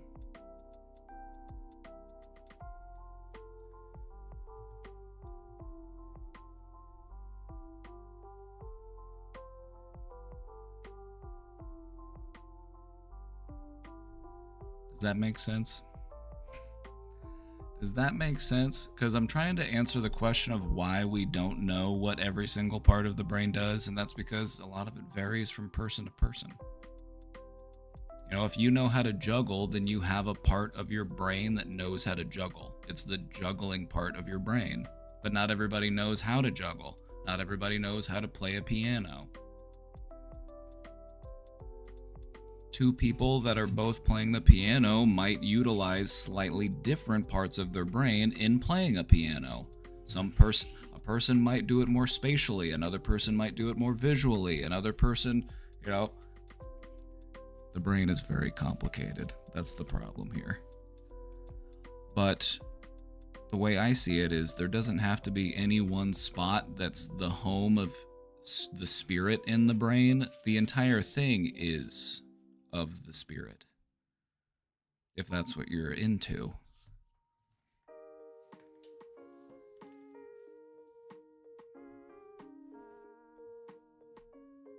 know, if there's a spiritual component within you, it's within all of you, not just one little corner of your brain.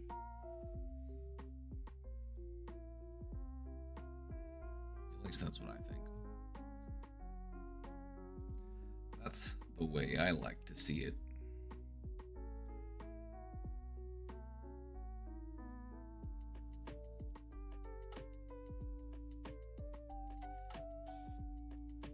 Are you mad at me?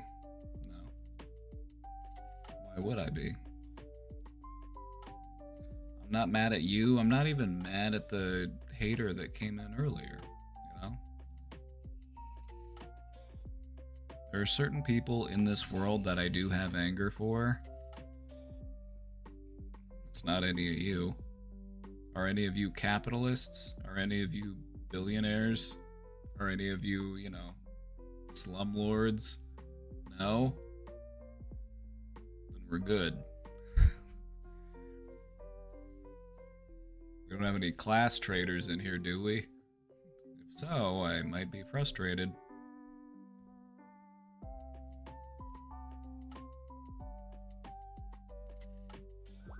Howdy, partner.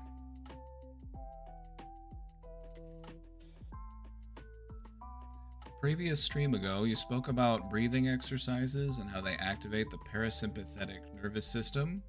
I probably looked weird doing it. No, see, here's the thing. You didn't.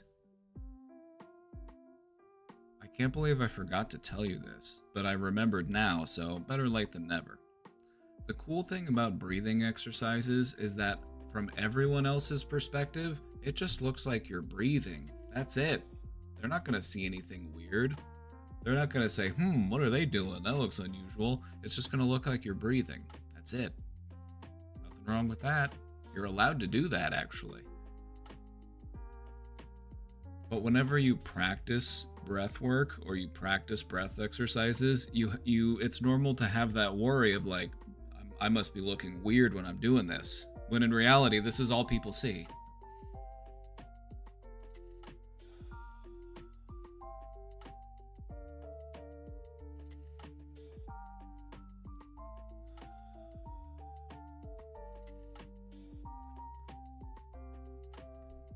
That's not weird, is it?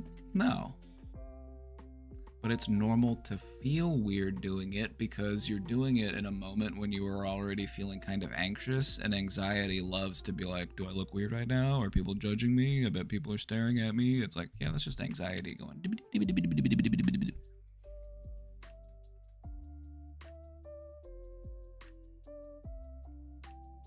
Did a 4-count breathing exercise in a Walmart. Hey, do it where you gotta do it. I've done breathing exercises in Walmart. I've done breathing exercises about everywhere I go. Because the cool thing about breathing exercises is the more practiced you get in them, the better they work for you, the better they make you feel, and the more you're going to want to do them. So you'll just find yourself doing them all over the place. I was feeling very anxious, and it helped a lot with my anxiety. I low-key felt a bit euphoric afterwards, but it helped me so much alongside my PTSD meds, LOL. Thanks, Brain Domain. You're welcome, partner. You're welcome, partner.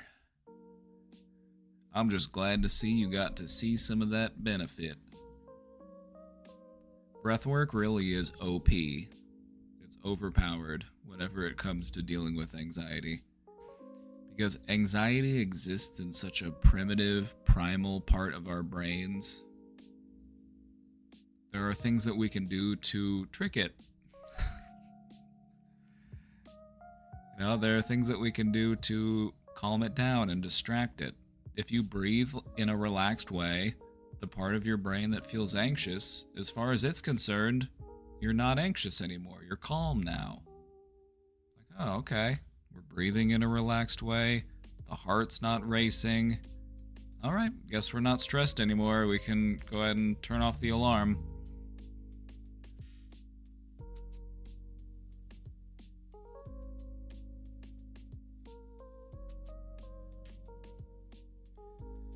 As we like to say, there aren't many situations that you won't breathe your way through. The only ones I can't think of are, if you're underwater, you can't really breathe your way through that. If you're in outer space, how'd you get up there?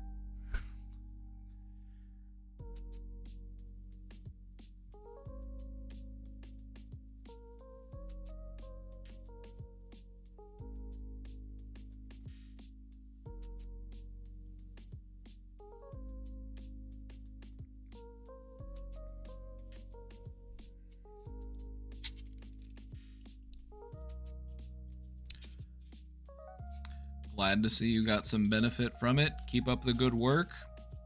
The more you practice it, the more it'll work for you. So if you got some good benefit from it already, it's only going to get better. Thank you for, being a positive testimonial for the power of breath work. We talk about it all the time, and it really is effective.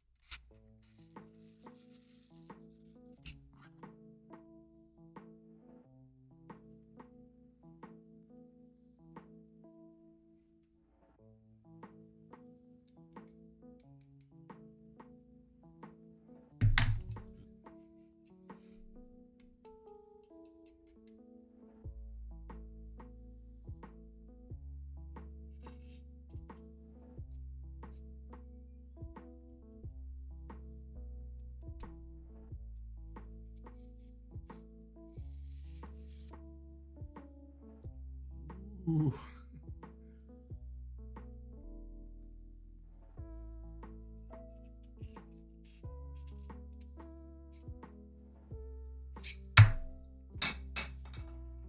Fell on the floor.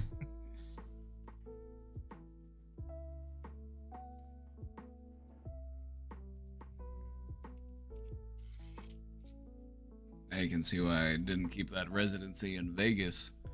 I wasn't much of a magician.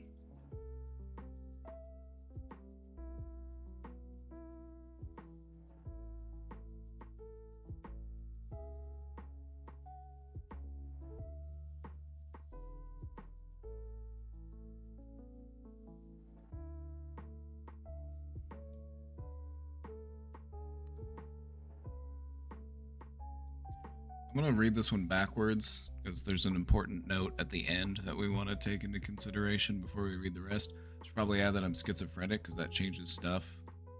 It just gives us a perspective. Schizophrenic or not, we're still dealing with a human brain, alright?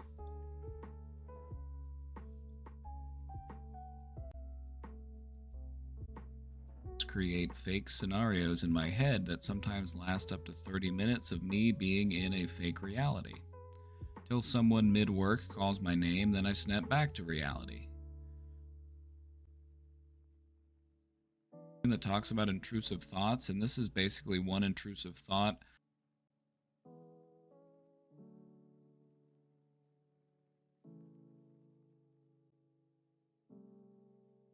Of mental training to spot.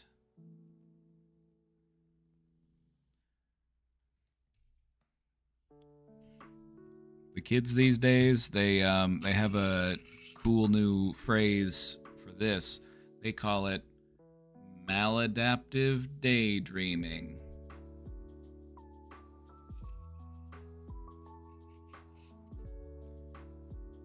Maladaptive daydreaming and intrusive thoughts do have certain things in common in the fact that we have a way of kind of getting carried away with them. Because daydreaming isn't an unusual thing. There's nothing weird about daydreaming, but where it might start to be problematic, like I'm not even going to say it's weird, but where it could start to become, an interference for you is whenever it becomes disruptive, whenever it takes away from your ability to do the stuff that you need to do, because your brain is just somewhere else. You're just lost in your train of thought. You're just, exploring your imagination. It's not a bad thing that you have a strong imagination. We just want to make sure that it's working for us and not the other way around.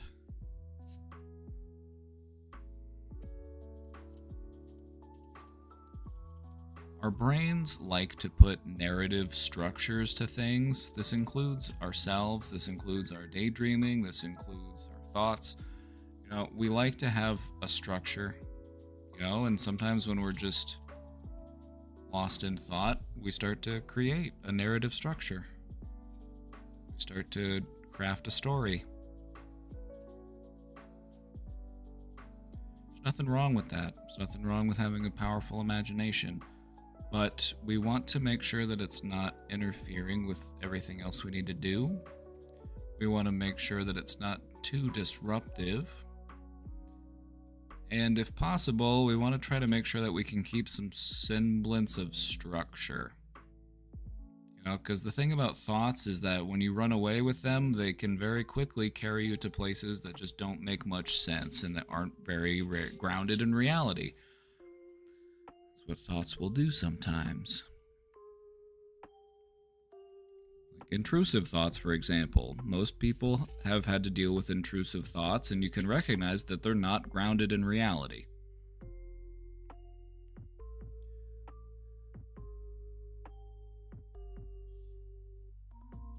And so, if you find this disruptive, I would just try to put some structure to it. There's no harm in having a strong imagination or imagining scenarios, crafting stories in your mind, but we want to just make sure that we're doing it at the right time, at the right place, and it's not interfering with whatever else it is we need to do.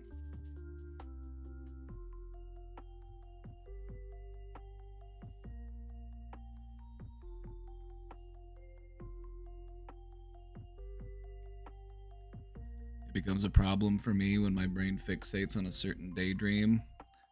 Hence the intrusiveness aspect. The reason why intrusive thoughts are sticky is because they bother you.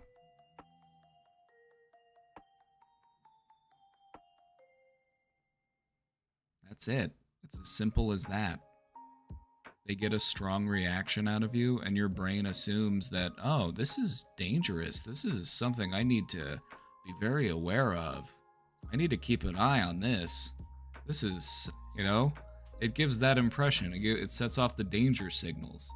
Even though it's just a thought. Even though it's just something your brain has crafted. It's not something that you've done. It's not something that you would necessarily want to do. It's not anything that has actually happened. It was just a thought. But your brain still treats it as if this is dangerous. And whenever we have things that our brain has bookmarked as dangerous, we check on them every once in a while. Like if you had a tiger in a cage, you would go check on it every once in a while to make sure the cage was still locked. We wouldn't want a tiger sneaking out. That would be bad. The key in overcoming intrusive thoughts is to just identify them as intrusive thoughts, recognize that this is just a mental event. It's not a reflection of who I am. It's not a reflection of what I want to do. The only reason why it's created this strong emotional response within me is because it disturbs me.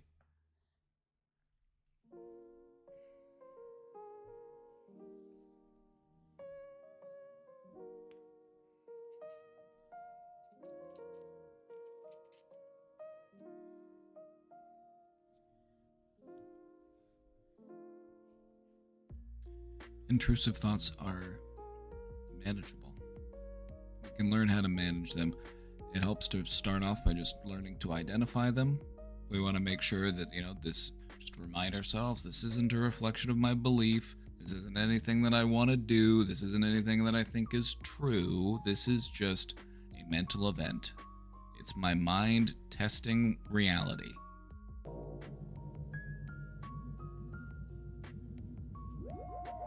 Sugar Biscuit, thank you again for that gifted sub. Thank you for the gifted subs.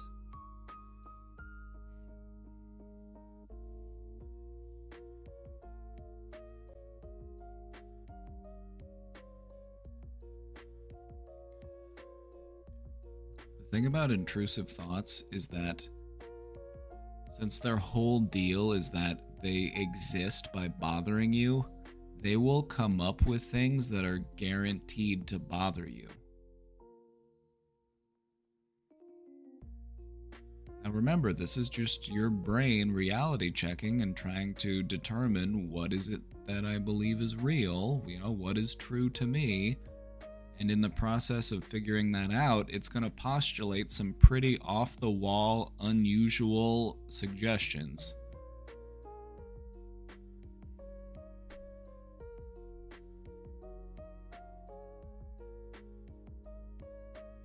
It's like, I'm going to give you a mild example of an intrusive thought. Some intrusive thoughts can be very graphic, they can be violent, they can be disturbing, and that's, you got to remember, that's why they exist, is because they bother you.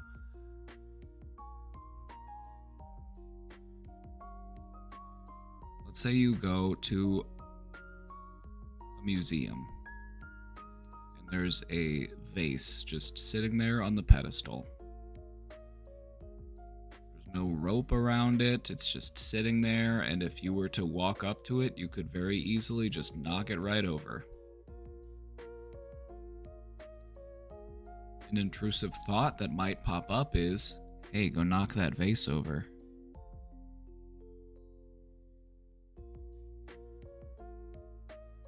This thought didn't pop up because you secretly want to knock the vase over. This is just your brain trying to figure out if that's something that you actually want to do. It's just testing reality. Hey, just checking in. I just wanted to see, do we actually want to knock that vase over? Okay, good. Was just checking.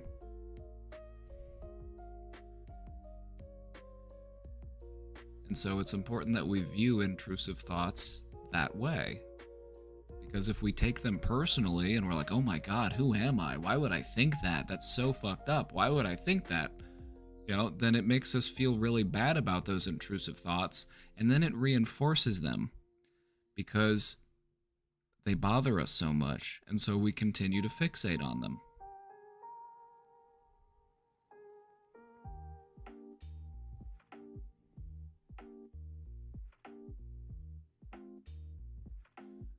I hate it so much. I have the weirdest thoughts about jumping on tables or screaming sometimes. Learn to be entertained by that. Learn to say, huh, what an interesting thing that my brain came up with. Anyway, on to the next thing.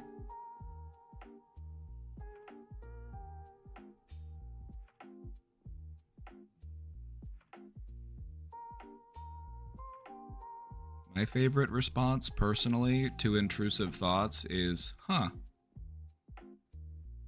That was weird. Wonder where that came from. So, anyway.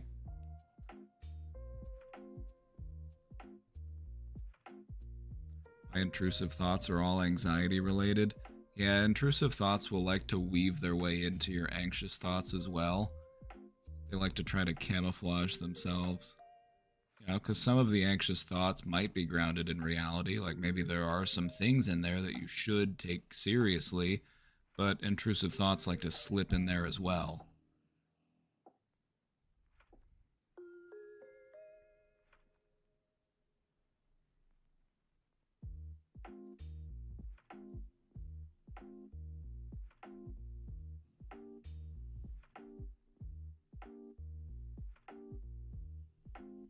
Many of them are grounded in some reality. Well, how many of them do you have control over?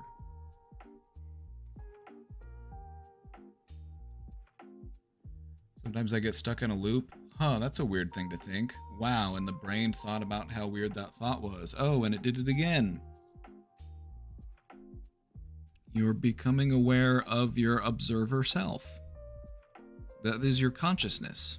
That is what makes you you. That is who you really are. You aren't your thoughts. You are the one experiencing your thoughts. Your awareness, it's the part of you that shines a light onto everything else but can't shine a light onto itself.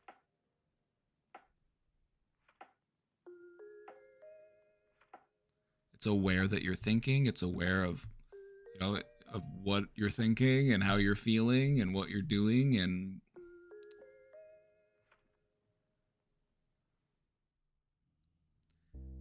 if you learn to lean into that part of your consciousness, you can put some space in between what you think and how you feel about what you think.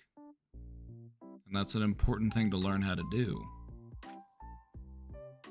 Because we get into the habit of reacting to our thoughts and meeting our thoughts with emotion. That sometimes we lose sight of the fact that not every thought is worth responding to. Not every thought is worth an emotional reaction.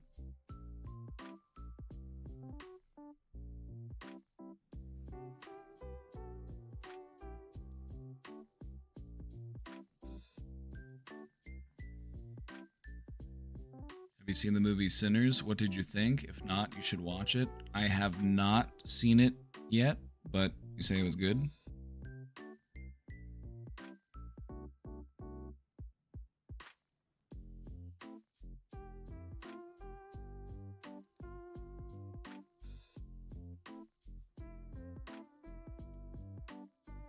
It's very, very good. Alright, I'll check it out. I'll check it out.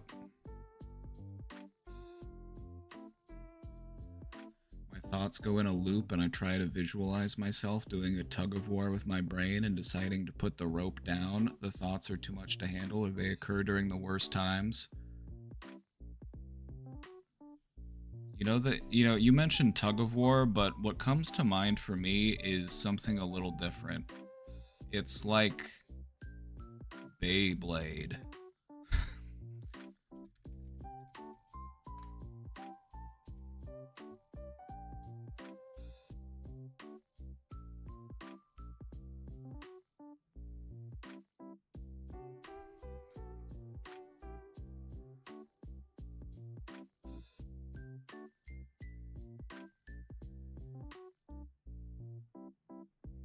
fireworks little tops that people will spin at each other, and they bounce against each other. It's like you feel like you are that thing, and then you realize that you're not that thing. You're actually the one that is standing behind it, watching it happen.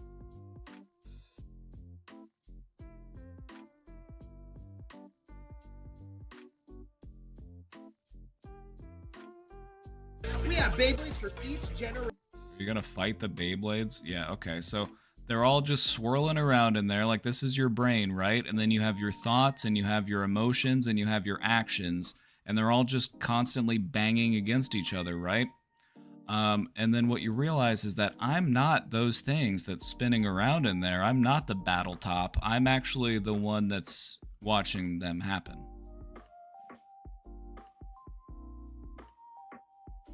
And that's what freedom feels like.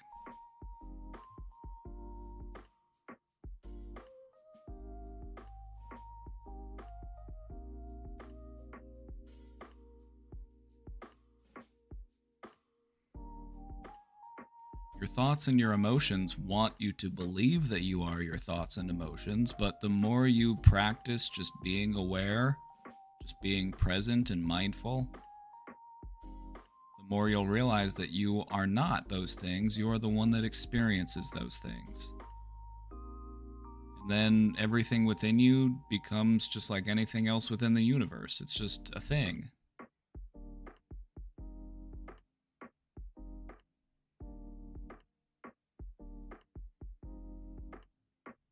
Anyway, Beyblades reference. Who saw that coming? I know I didn't.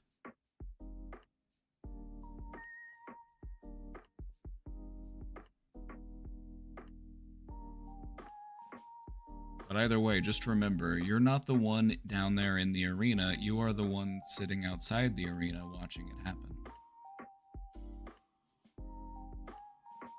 This happens all the time, you know? Have you ever just been so immersed in something that you're observing that you feel like you are that thing?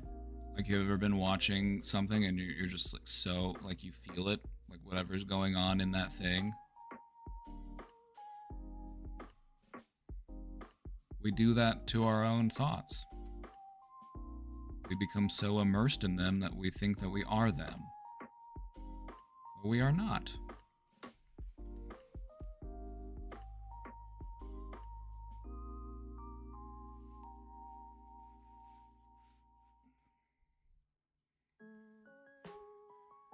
We're committed to the cowboy hat today because today is National Cowboy Day. We found out, somebody told us.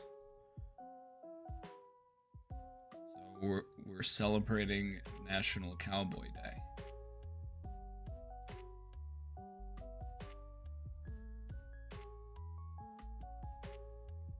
Wait, hold on a second. Look at this museum's name. There's a museum in Jacksonville, Florida, and this is its name. And they're saddling up for Cowboy Day.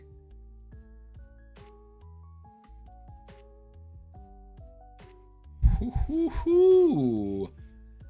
Yeehaw, cowboy.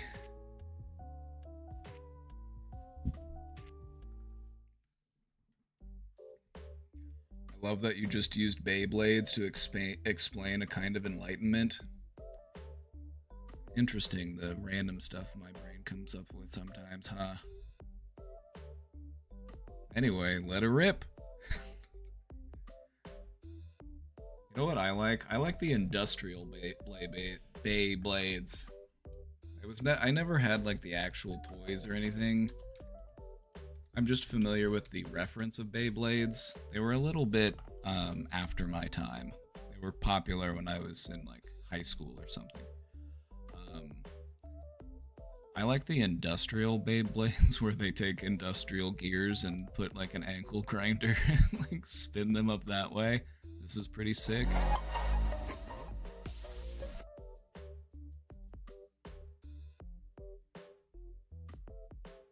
You're gonna want your PPE. You're gonna want your PPE for this one. These are pretty hardcore.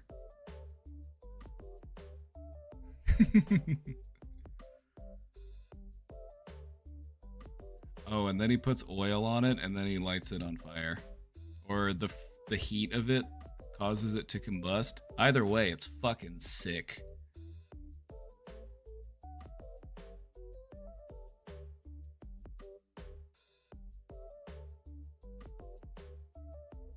Oh, we've got a winner.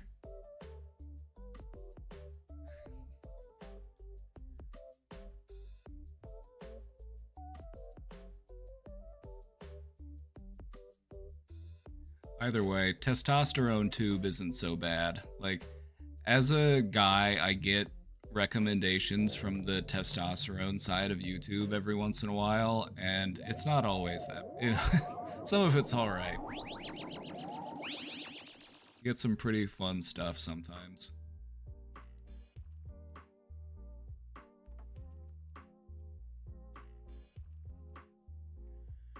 Mombali with the gifted sub, thank you. Wow, I haven't been in here forever. Well, welcome back. Welcome back, it's good to see you. We've got viewer call-ins today. If you want to call in, you can go ahead and hop in. We'll get to you in a little bit. But we've got a question in the box, so that's what we're going to focus on for the moment.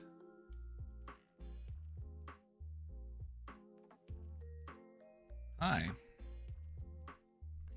I went to the doctor today and he recommended a low dose of escitalopram, Lexapro, because I have social anxiety. I told him I'd think about it. I don't feel like going on meds because I'm in therapy with EMDR and feeling better from it. Then try that first. You know, see how that works. You know, if you want to, like, having to get on and off of a medication can take, you know, it can take weeks for these types of medications to actually start to take effect. And then if you were to get off of them, it could take weeks to wean off of them. So just ask yourself if that's something that you are up for doing. Like, do you think that it's what's necessary to help? Because it sounds to me like, you know, you're already doing therapy. Do you need that extra support? You know, there are also other alternatives for medication in regards to anxiety. Like, you might not need an SSRI, which Lexapro is either an SSRI or an SSNRI. It's one of the two of those, whatever. There are other options for medications as far as anxiety goes. You know, there are like beta blockers, and there are like medications that address the physical symptoms of anxiety, like increased blood pressure. You know, just, you know, sometimes psychotropic medications aren't necessary in dealing with those types of symptoms. Sometimes it's enough to just reduce the physical symptoms in my body. You know, and so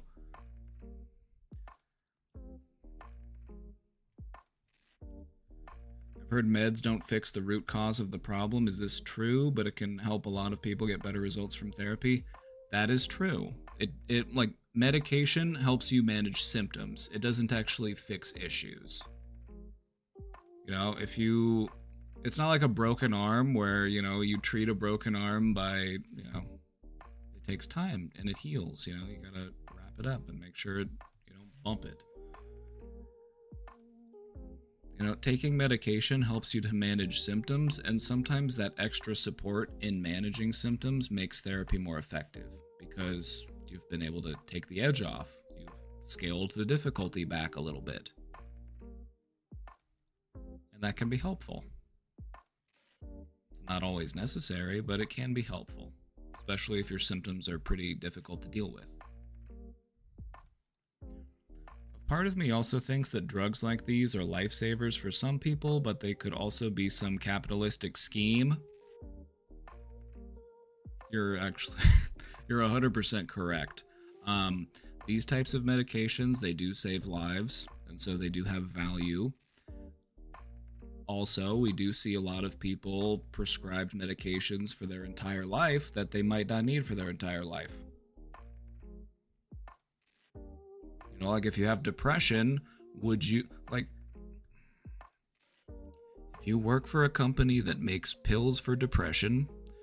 Do you want people to not need your medication forever? No. You want them to take it forever because then you keep making money.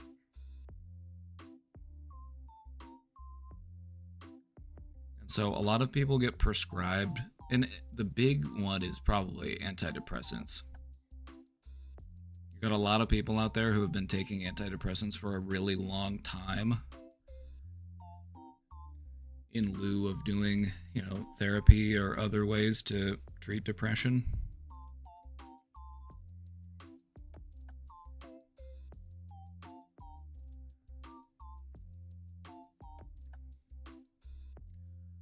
I'm not anti-medication, but I do recognize that we have an overprescription problem. Especially in America, we're some of the most drugged up, prescribed up people in the entire world. It's honestly kind of wild. What do antidepressants do? It depends on the antidepressant. Most of them just, in the generalist of terms, most of them just help your brain get more of the brain chemicals that you need to feel good. That is the goal. Now, is that often how they work? Not necessarily. What most people might say is that antidepressants are more of like a numbing type of effect. It's like your life is still the same. It's like you still have all of the same things going on in your life. Nothing has changed in that regard. You just might not be so bothered by it anymore. Like maybe things used to stress you out more and now you just kind of don't care as much. The thing that I experienced and what many others have experienced with antidepressants is that you have less high highs and less low lows. So it kind of squishes your emotional range, which can be obviously frustrating, but there is a point to that. Maybe the low lows are just too rough and we need a little bit of a boost up so that we can, get some work done on ourselves so that we're not so low. And I see that there's a purpose for that. It's really helpful in doing that. What I don't like is people who are dissatisfied in their life. They're just working some office job and they live out in the suburbs and they've got a family and children and they're like, well, I'm just depressed. And they're like, okay, here you go. Just take this for the rest of your life. That'll do the trick. It's like,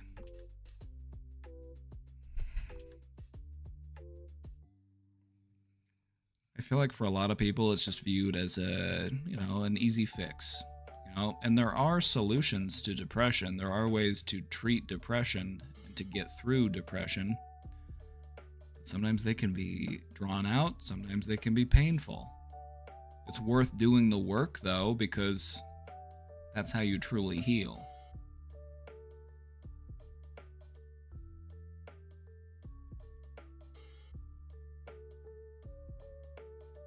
Diagnosed with anxiety. I told my psychiatrist about ADHD as well, but he said one step at a time. He said fix the anxiety first. I agree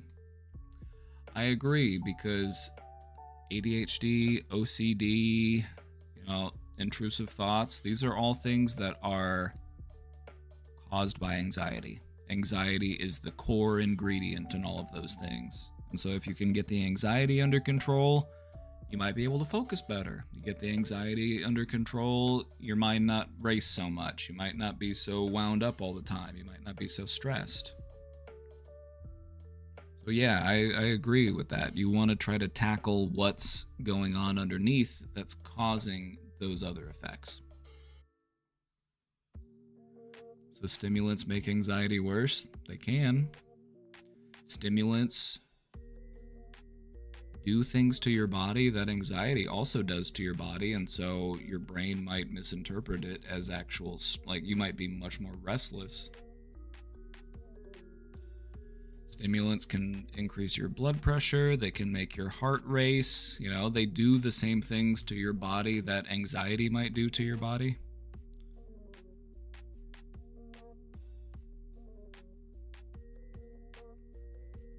but there's more to it than that. They also increase your dopamine release, and so you start to find that stress more enjoyable. And so there's a precaution to consider there. To seek out and enjoy stress and building a life that revolves around stress. Stress might become normal for me. The thing about stimulants is they make it nearly impossible to just feel peaceful and relaxed. And that's an important part of what life is.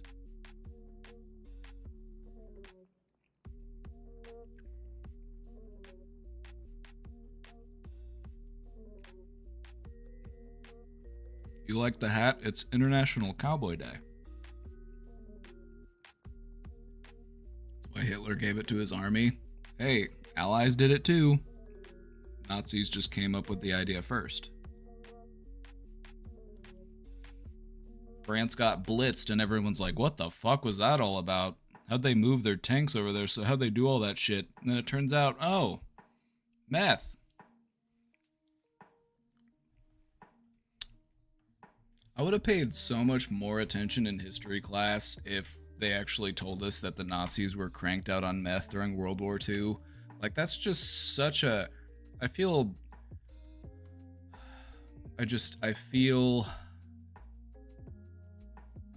like they left out something really important, you know? Like, that just makes everything make so much more sense.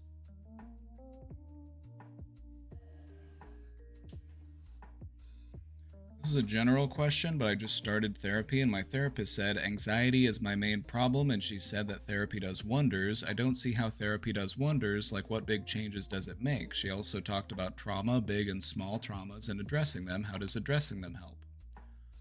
Well, I could tell you, but I would like for you to experience it on your own. Would it be enough to just know that there are people out there that it has helped, that it has worked for them? Because the thing about it is that you might question it, you might resist it, you might not quite believe in it or understand how it does what it does until it starts working for you. And that for you might look a little bit different than what it might look like for me or for anybody else here in chat. It's that moment where it clicks. It's that moment where you find yourself noticing something's different, something's off. I haven't felt stressed in a while, and I'm not quite sure when the last time I felt stressed was.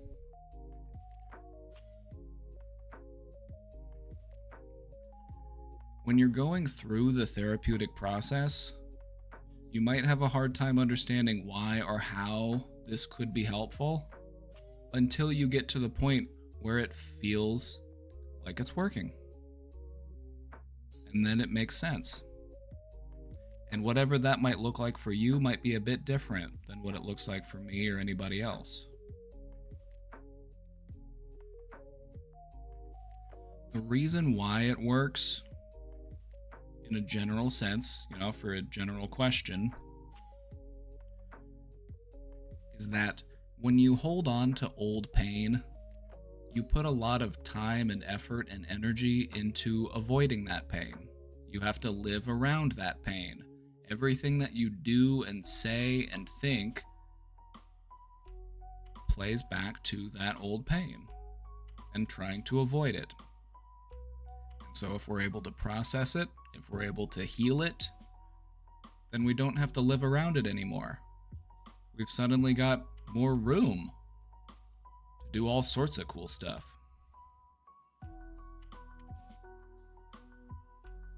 Can it help with terrible moods? Sure can.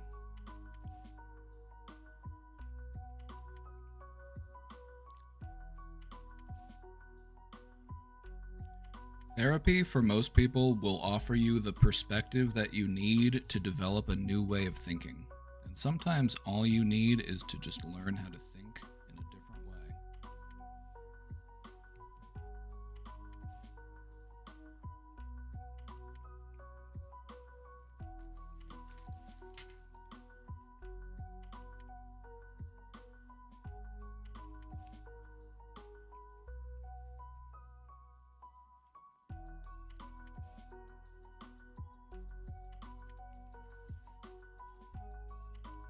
I'm also not a fan of the term chemical imbalance.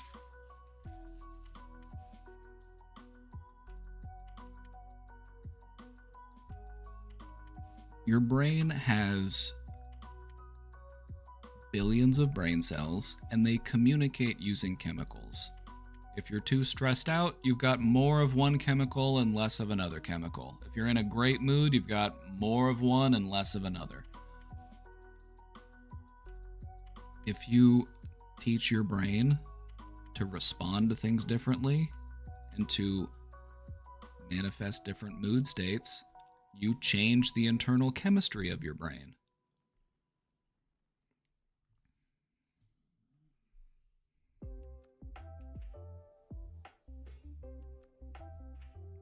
You can train your brain to do all sorts of fantastic stuff, and therapy can help you learn how to do that.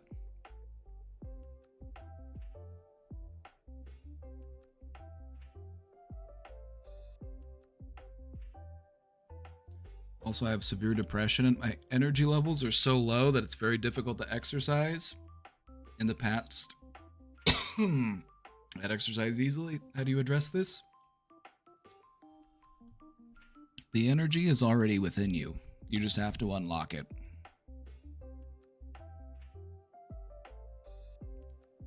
It's depression that's telling you that you're out of energy, so recognize that that's depression doing the talking, and I'm not going to listen to depression today. And so I'm going to go to the gym, and I'm going to do whatever I can do. I'm going to...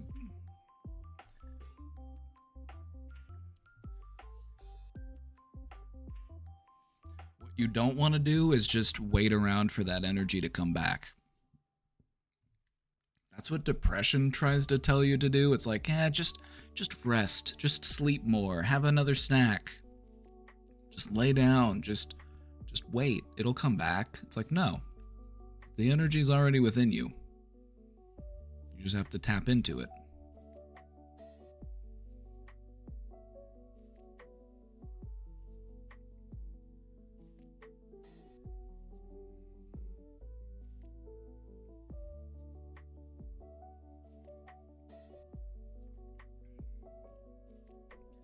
The thing that's so insidious about depression is that it can make you feel as if the only way to beat it is to outlast it.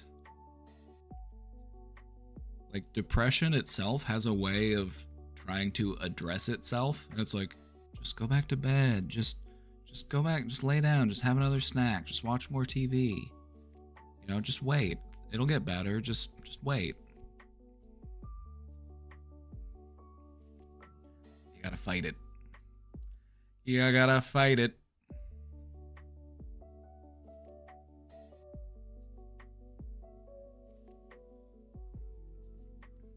I'll give you an example, and this example I also gave the other day. This is from the book that we've been reading for the book club. Shout out to the book club.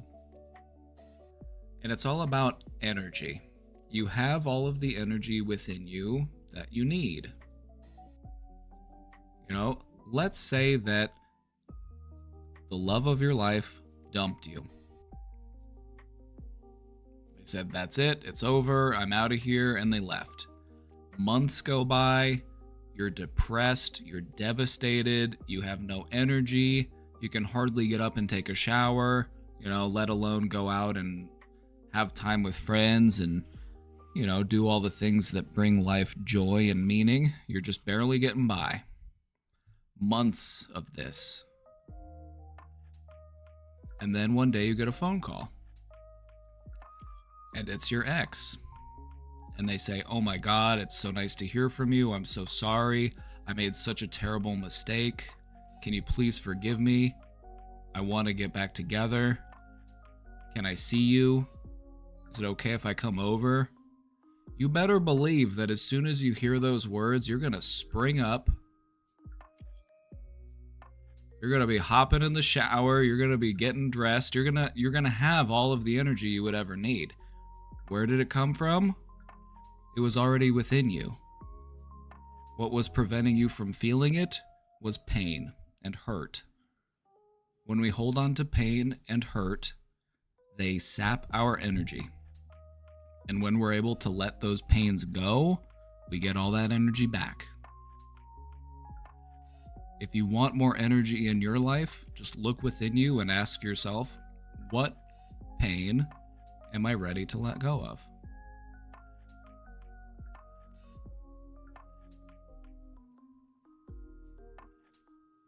My depression tricked me into thinking I was burnt out, but it's definitely depression. Depression will do that to you. Depression is one of the few things that I can think of that will try to convince you that it doesn't exist. Depression is sneaky. If you ever find yourself sitting down and like trying to like, now could I be depressed? Could I possibly be depressed? And your brain's like, nah, I couldn't possibly be depressed. Got a good job, got a house, got a wife, got a nice car, you know, couldn't possibly be depressed. I've got so much going for me. Okay, sure, thanks brain, I guess I'm not depressed. That doesn't mean you're not depressed. More often than not, what I've noticed is that when you are actively trying to convince yourself that you are not depressed, that's a sign that you might very well be depressed.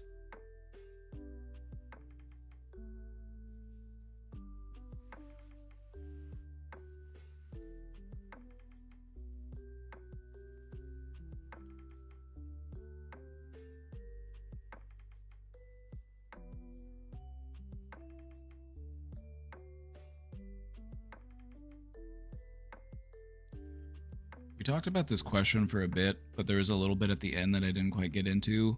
Might be stupid, but kind of like the movie Love and Other Drugs, doctors get paid or incentivized to sell a certain drug. Is that just fiction or can that be true? Thanks. What do you think? Do you think it's just fiction?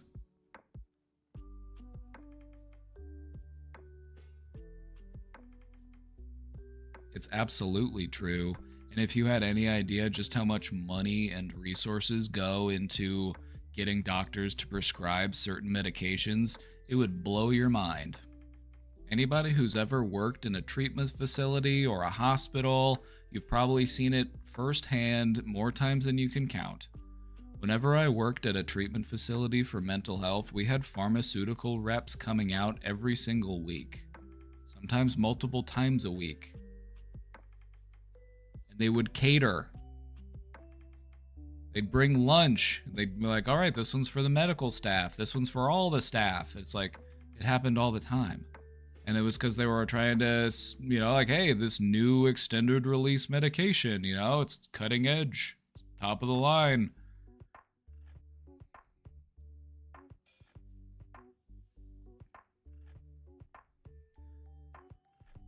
Also, regret of the past. How do you handle that? Like the bad decisions that you made out of being depressed?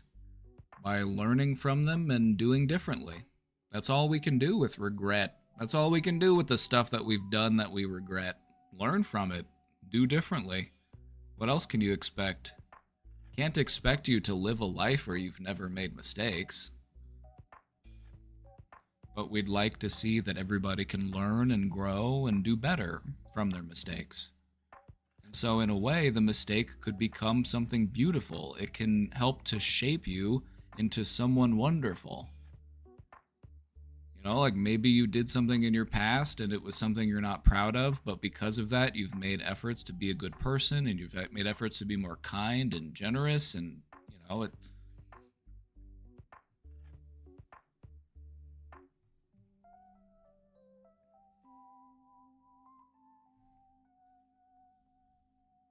We can't change any of the decisions we've made. We can only learn from them. Why is everything so fake and we just walk around with this? I've been asking myself that same question since I was probably like 9 years old.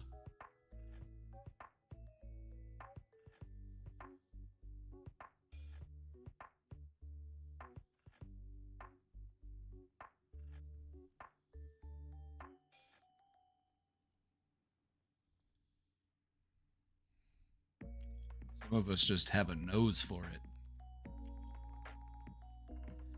Why is anger for some people, including me, very fueling? Biology. Evolution. It's true. Sometimes even a nice feeling in a complex way. Is there some science behind that? Yup. The thing about anger is it's meant to be a tool. It's meant to help motivate you.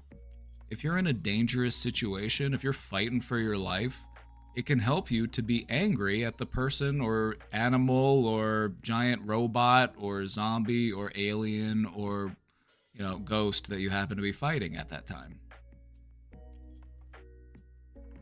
It means you're not going to hold back. It means you're not going to pull your punches. You're going to fight to win.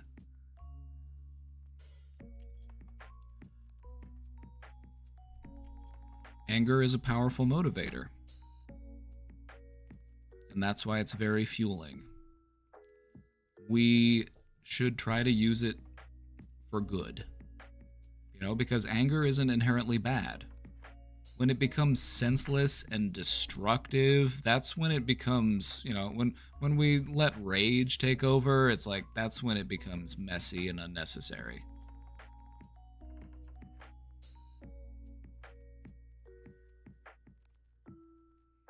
The best thing to learn to do with anger is to use it to your benefit.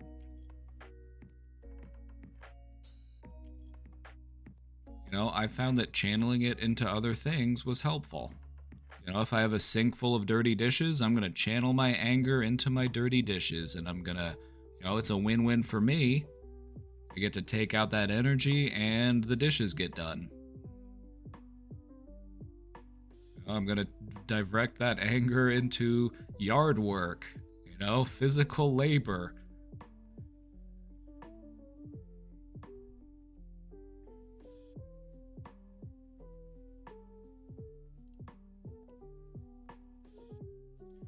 I've used my anger a lot in the past to motivate me across depressive patches. It's another good use for it. I found that it got easier to defeat depression once I had anger on my side. Instead of being angry at myself for being depressed, I started getting angry at my depression. Talk about a game changer.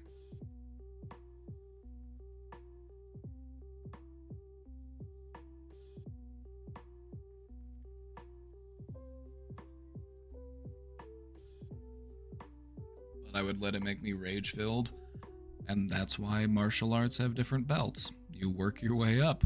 You learn to harness yourself, and you learn to hone your discipline.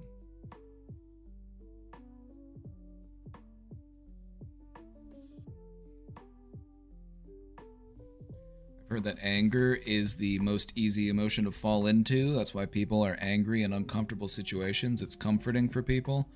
Anger gives people a sense of control. It gives people a sense of agency. It makes people feel like I can do something about whatever it is that's stressing me out. I can either make you stop what you're doing, or I can make you give me what I want, or I can, you know what I mean? It makes us, feel like change is possible.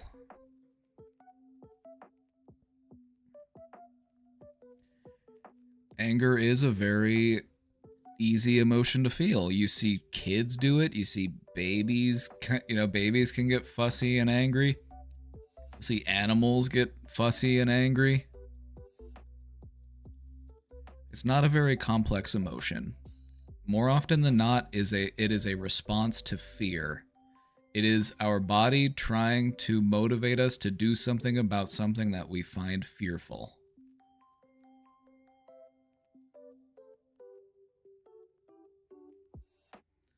Sometimes it's about fighting depression, not getting rid of it. Well, I mean fighting it, but I fight to...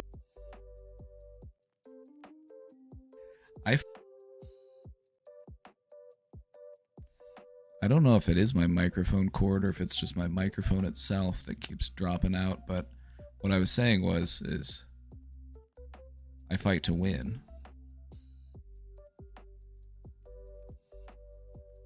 Because the thing about depression is that it's not always a terrible thing, and that might sound weird, that might sound strange, especially if you're somebody who's struggling with depression right now. Sometimes your body needs those periods of time where you can just enter a state of deep rest. You're just too worn out, you're just too burnt out from the image, the character of yourself that you've been having to play, And you just need to just kind of disconnect and just not feel so much for a little while as you take the time you need to rejuvenate. Like, for example, what I noticed is that I tend to get a little bit more depressive during the winter months. That's pretty normal for a lot of people to get a bit depressive during the colder months. There's not as much sunlight, you can't be outside as much, you don't get to necessarily see people as often because, you know, it's cold outside. But what I've tried to do is I'm going to take advantage of that. I see that as a time where my energy will take a dip and I can look inwards and I can, you know, do the work I need to do, and I can just take some time to rest and reflect. And so it doesn't need to be anything bad, it's just like winter. And beyond that winter, there is spring.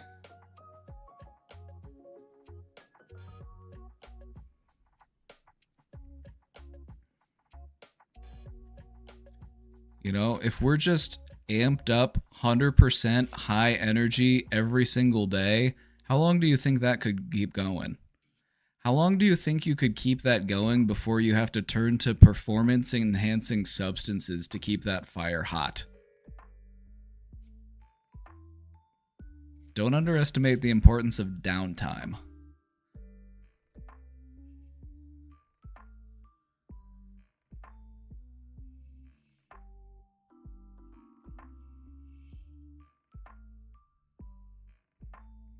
I also find that those moments of like calm introspection, they allow me to appreciate other things more. You know, it gives me that contrast that I need.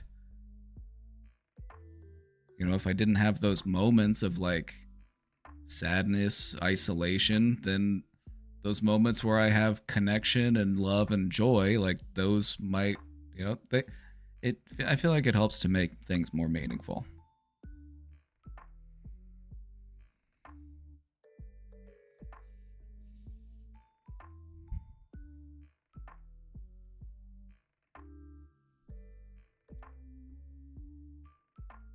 Even though I love being introverted, I know that I need to go outside and get some social time. It's good for you. Also, everybody thinks they're an introvert until they meet somebody who has the same special interest as they do, and then you've got somebody to talk to all about it, and you've got somebody to share in all that joy. And then you're gonna see, huh, maybe I'm not as introverted as I thought I was.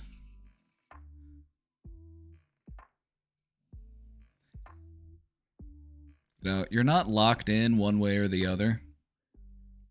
You know, the whole like introvert extrovert thing, I feel like we've misled people in making them feel like you're either this or that. Not really. You kind of naturally go through phases. You know, there might be times of year or times of the week or times of the day where you just might want to spend some time on your own and not be around anybody. And then there might be times where you want to have people around you.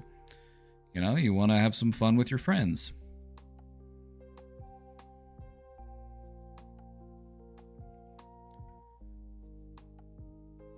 Either way, it gets a lot easier to work on yourself when you let go of those types of labels. You know, instead of constantly trying to define ourselves, let's just discover who we are. Let's put all these words away.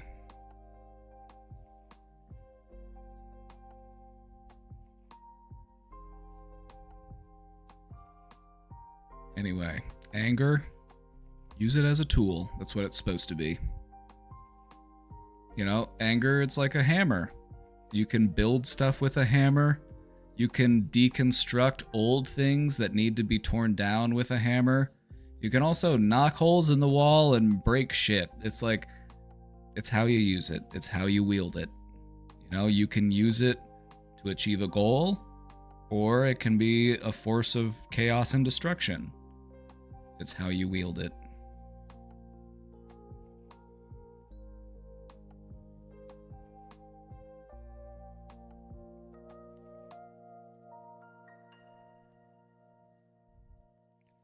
Chat, I'm still down to take a call in or two if anybody wants to hop in the queue.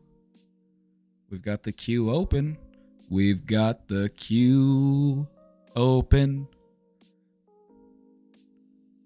If you want to call and say hey.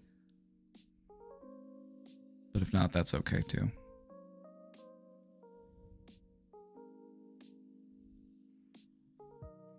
I'm too high. Nah, not high enough.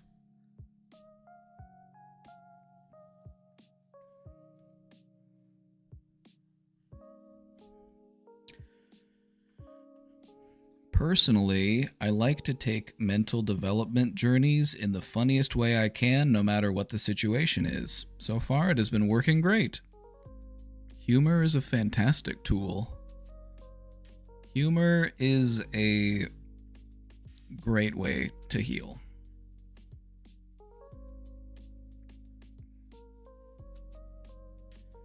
And anytime I'm tired, I just think of these wise words. All right, let's take a look. What do we got going on here?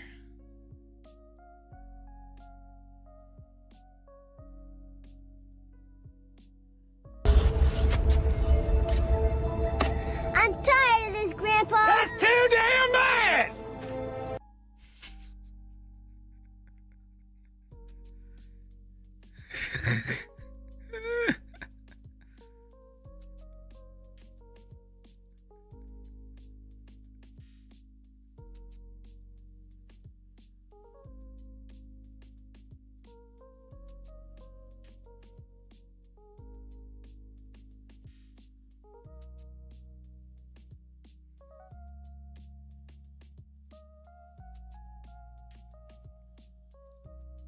Chat, everybody say hi, YouTube.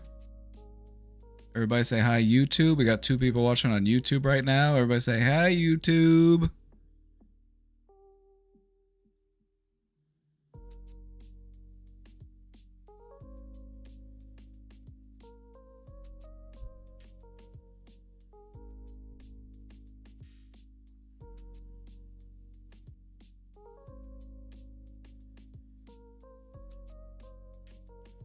If we don't get a call-in soon, I'm going to close call-ins because this cowboy feels a poop on the horizon and, you know.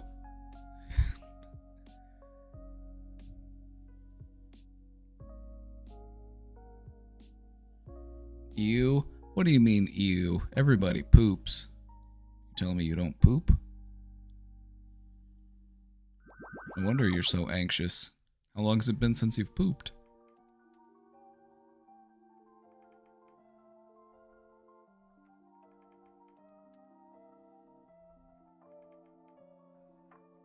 It's been 84 years.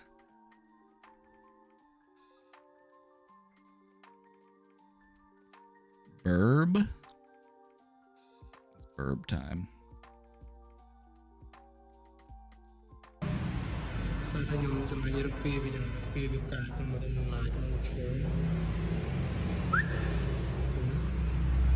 Did that bird get a dye job?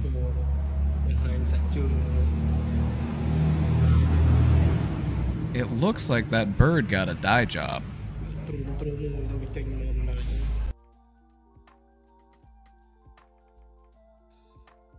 Is that its real color? Because it looks like this bird got a dye job. Is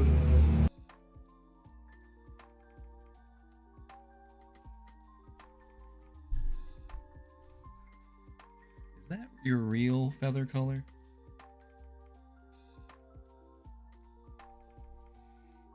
Could you imagine the hassle of trying to dye a bird? Especially one with talons like those?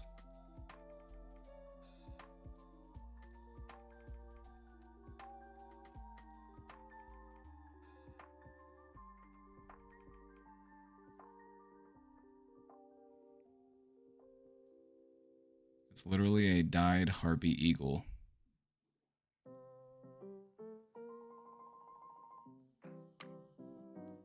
You can see the staining on its feet from the dye, IMO. I mean, I don't know where you're getting all those pixels.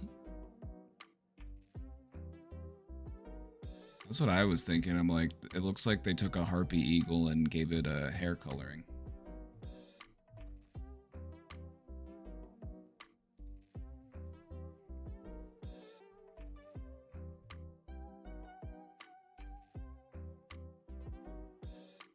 Free him or her, or they, them if it's a non-binary bird.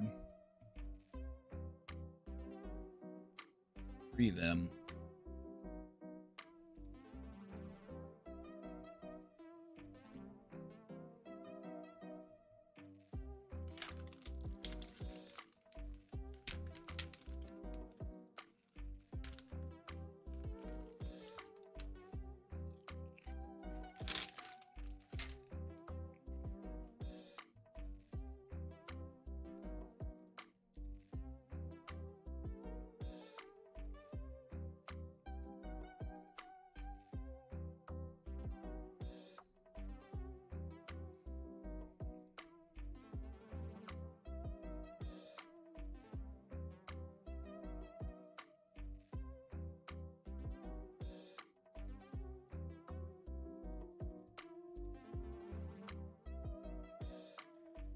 Food is here. I got Greek fries. Ooh, Greek sounds good. I have some gyro meat. Maybe I'll do some gyros for dinner. It sounds pretty good. Chad, I'm going to take a bathroom break real quick. I'm going to take a bathroom break. I don't feel like wrapping up stream quite yet. I want to go for a little bit longer. So if you have any questions, drop them in the question box. If you'd like to call in, you can join the call-in queue. I'll be back in just a few minutes.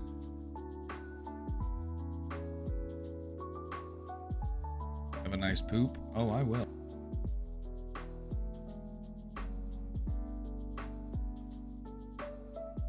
You better believe the hat stays on.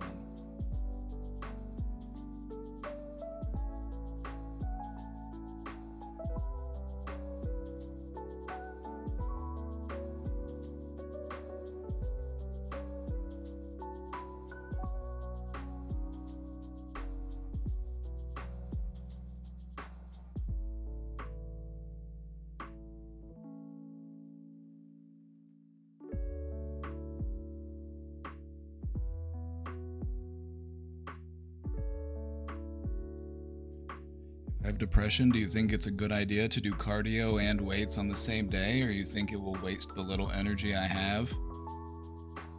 I think what it will actually help you to do is unlock the energy that is buried within you. You know, don't look at your energy as just this limited resource that you've only got so much of, because depression has a way of convincing us that we don't have as much energy as we actually do.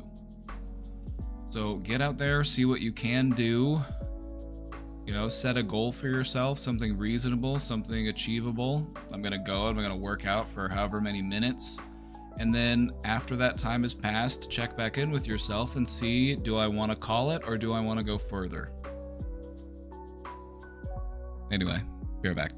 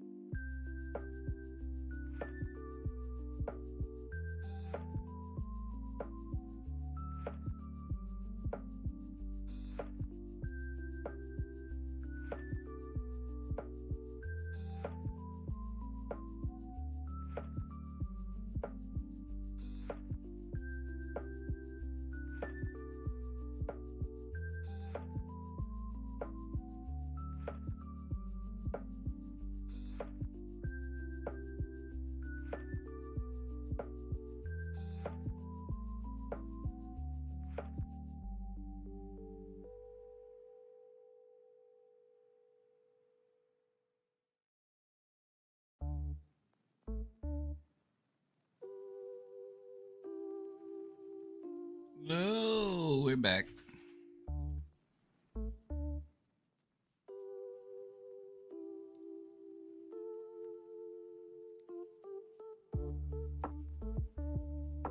Oh, we're back.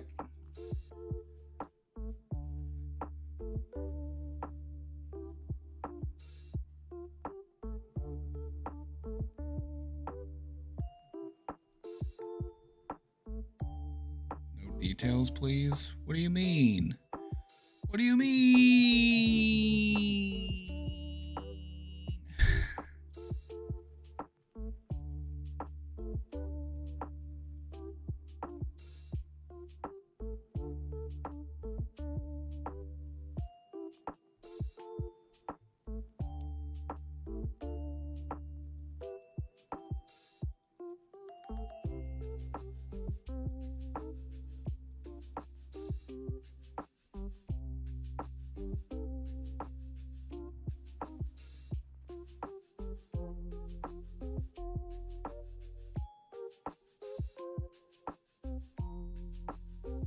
Nice hat.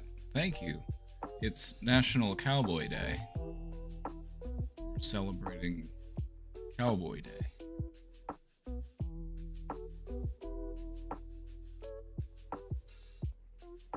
Yeah, Casey got me this hat. I'm really glad that I'm able to pull it off, because if I hadn't been able to pull it off, it would have crushed me. It would have been devastating.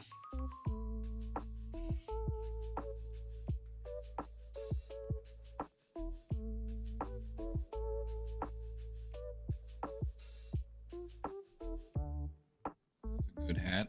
Thank you.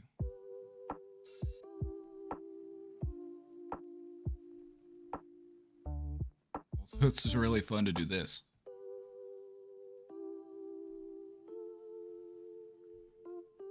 It'd be a shame if someone sharted in it. No, I sharted in the toilet bowl, thank you very much.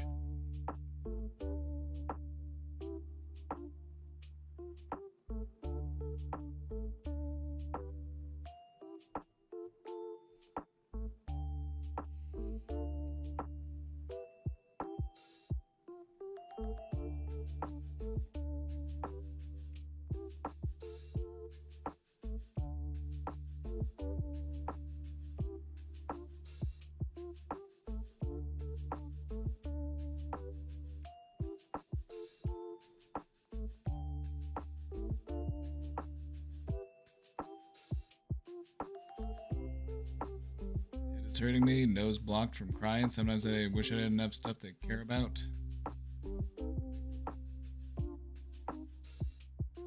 You know?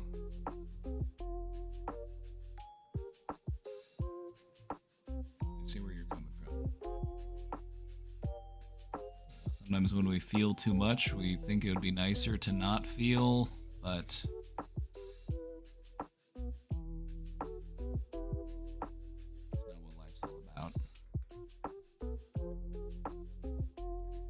how are things going in Serbia? Are there still a lot of protests and demonstrations?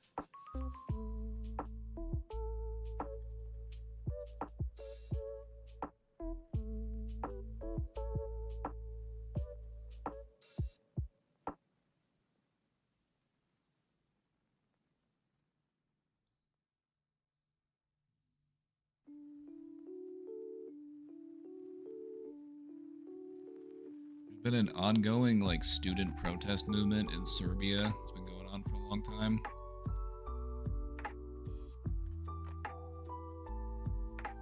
It's been going on for months, right? It's been going on since November of last year, 8 months ago.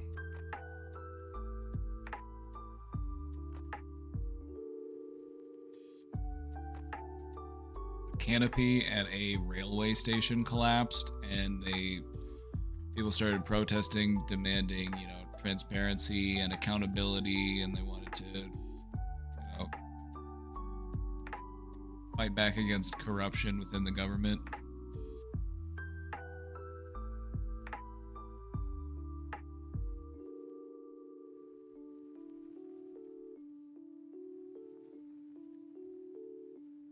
Do I play any instruments?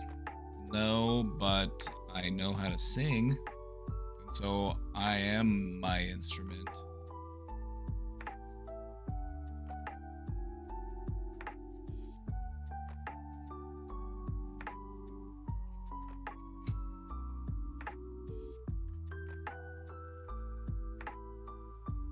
It's the friend I've been talking about basically every time I was here. What's the news with that?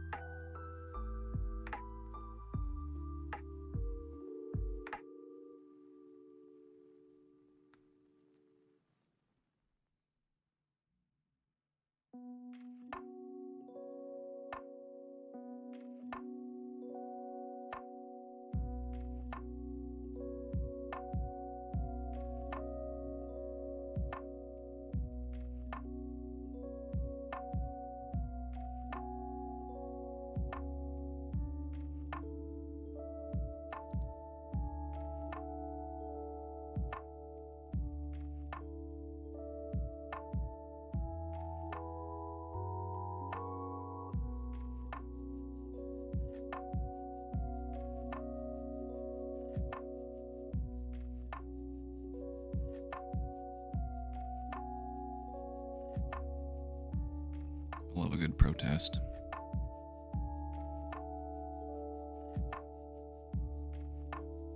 What's the protest for? The protests in Serbia started after there was a collapse of a railway station canopy and it killed 16 people back in November. And so it started as a student protest, but then it grew from there. You know, veterans and, you know, other groups started joining in the protests as well. And it kind of just became this movement to fight back against, you know, the government and corruption and those types of things.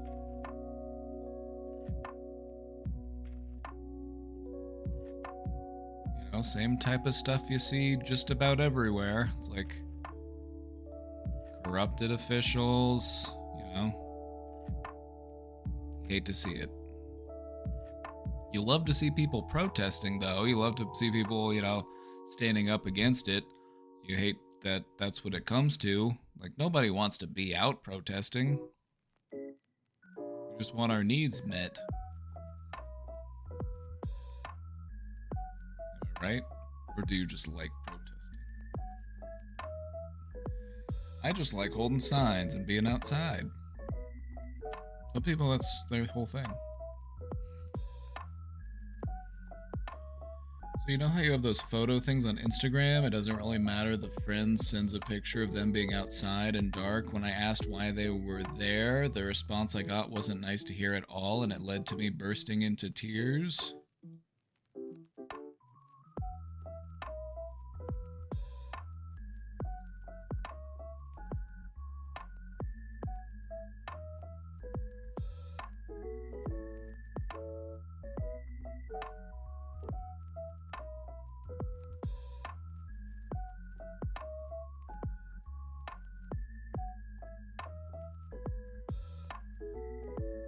How you feeling now?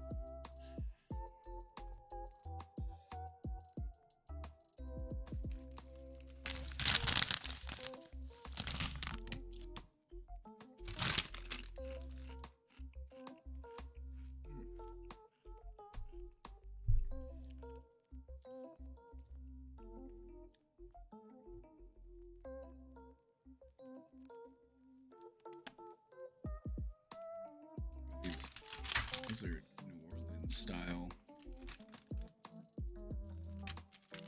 Nice Cajun.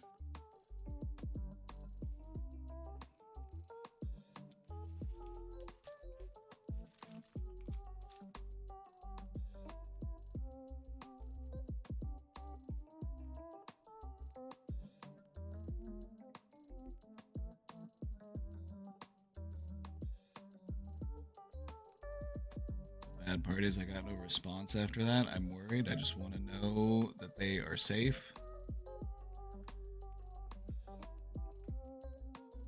It sounds stressful, you know? There's somebody that you care about and you're worried about them and you don't hear from them.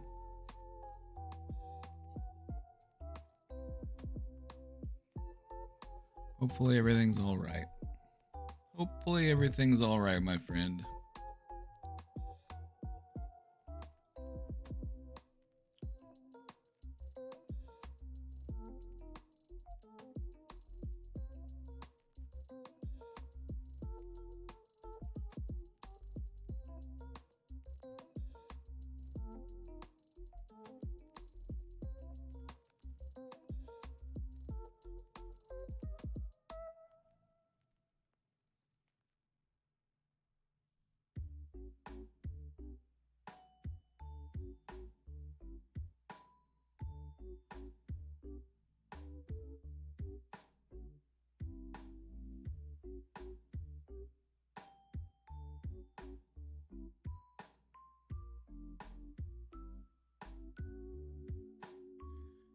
If you want to be a parent, not in today's world.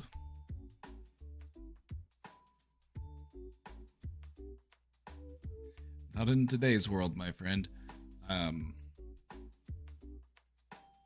Not with the way that, you know, we treat children, but also how we treat women and how we restrict access to reproductive health care. And yeah, just not really the environment that you want to bring a child into, you know? People just can't afford it, you know?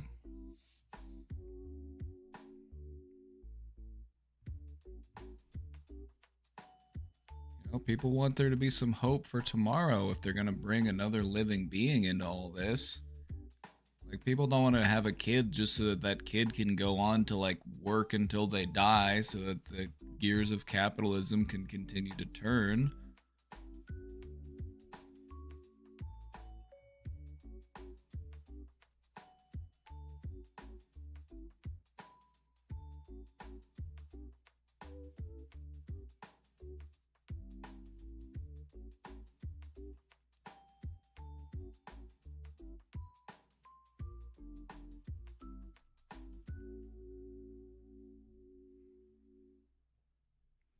I feel like there are a lot of people that feel that way. You know, a lot of people would be more in favor with the idea of starting a family and having children if, you know, they weren't asked to sacrifice just about everything in order to make that happen.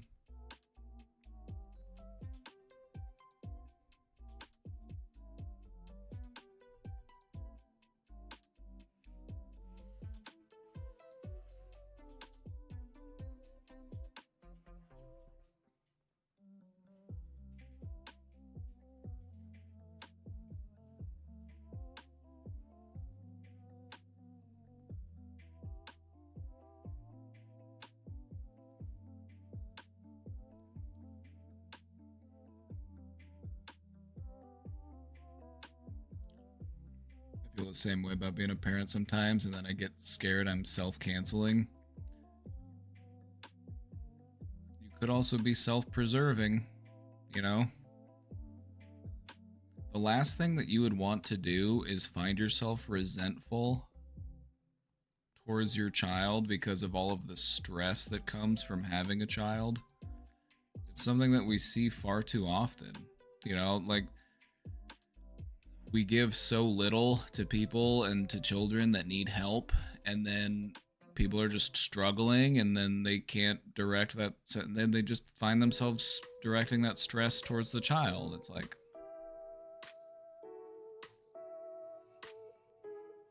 having a child means being stressed out all the time, and then direct some of that stress towards them.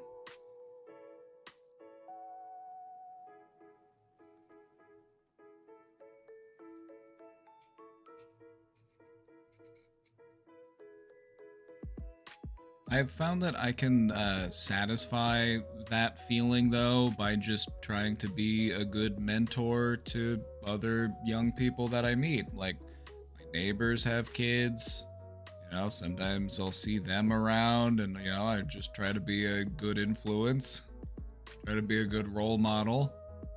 You know, like, I've got little cousins, you know, try to be a good role model for them.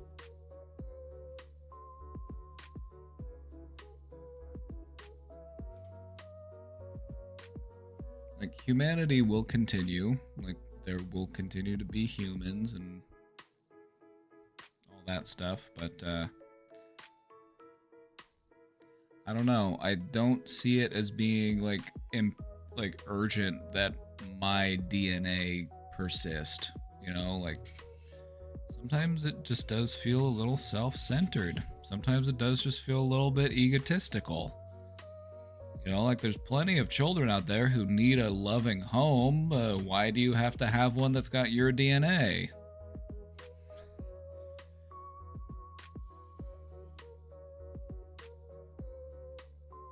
So some of us know what's in our DNA, and we have no interest in keeping that going.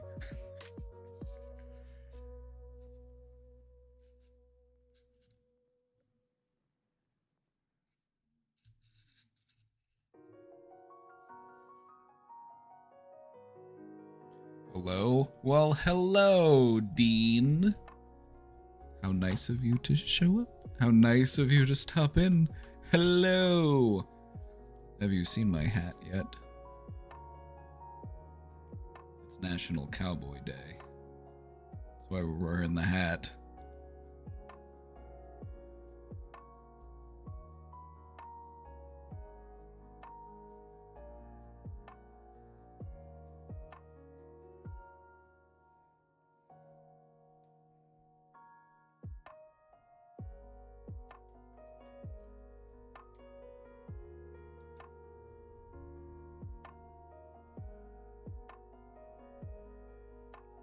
It's just wild to me, the way that the system is operated.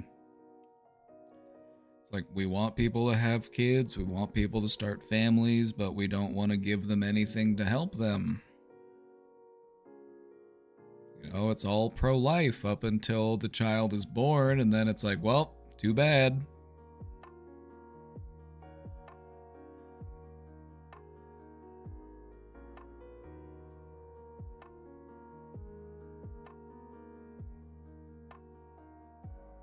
I think you saw in Discord, but I'm working on quitting drinking. 1 week sober so far.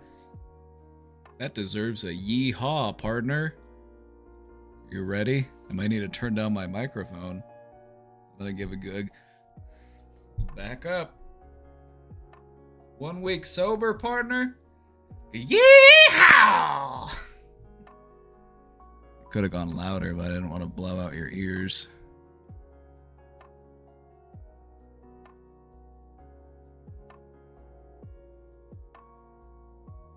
I can do a hell of a yee-haw. That's why Casey and I got selected to compete during the Dolly Parton Stampede.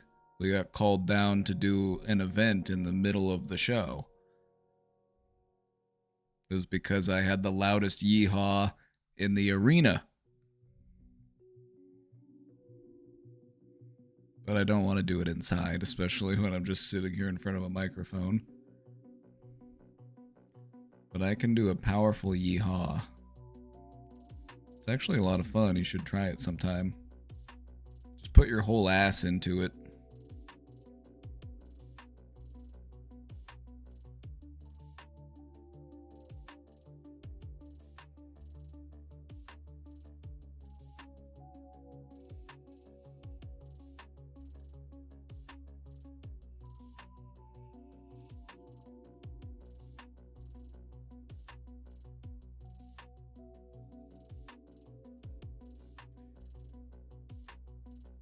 Just sad, lonely, and bored. The thing about alcohol is it doesn't do anything for any of those problems except for make you forget them for a little while. And aren't they always just worse whenever they pop back up? You know, anything that we do to just numb the pain, doesn't it just always make the pain worse whenever we're reminded of it?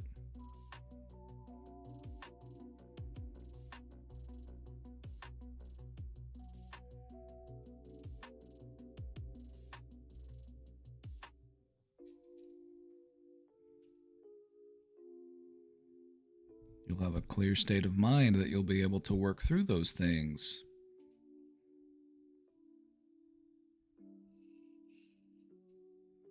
You know, I may be sad, lonely, and bored, but I am glad that I am able to feel those things. I'm glad that I'm here, and I'm glad that I'm able to feel anything at all.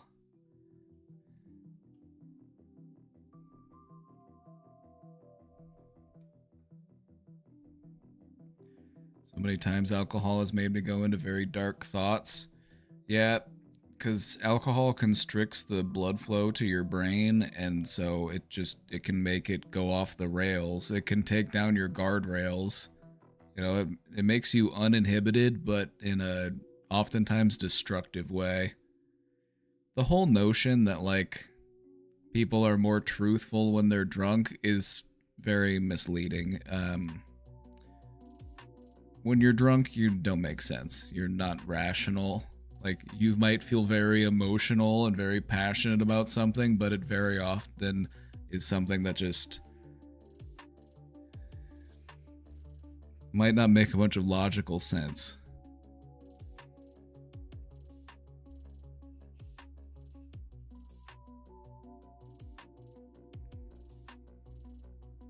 Anyway, Dean, I'm happy to hear that you've gone a full week without drinking poison.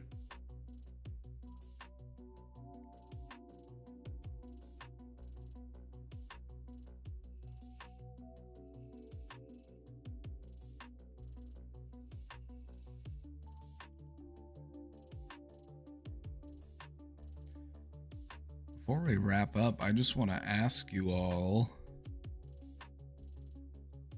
who here's been checking out the book? Who here's been checking out the book? We started a book club. Started a book club here a couple weeks ago. I need to make sure I add everybody to the book club. I don't think I've got everybody added yet. Book reading. Well, here's the thing. It's also on Spotify if you've got premium. You can listen to the book.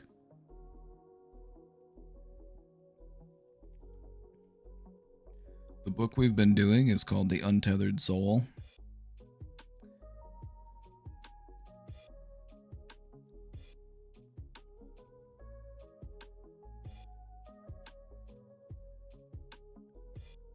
It's all about helping you shift your perspective on yourself as a way to free yourself from pain and to find more joy and happiness in life. You know, in many ways, I've found it to help affirm the things that I already found to be true, and it's also offered me a new, interesting perspective on some other things. I'm about halfway through. 15, finished it in like a day and a half. So, power reader. It's a quick read. The audiobook's only like 6 hours long, and the book itself is like 110 pages.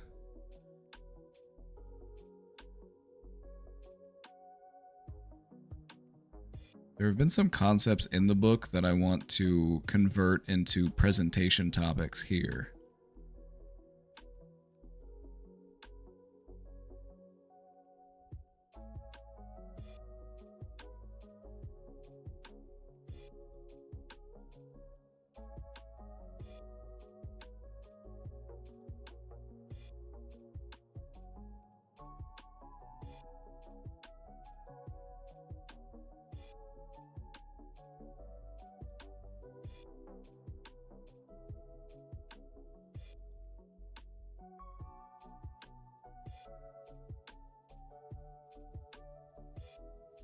Anyway, Dean, you're off to a good start.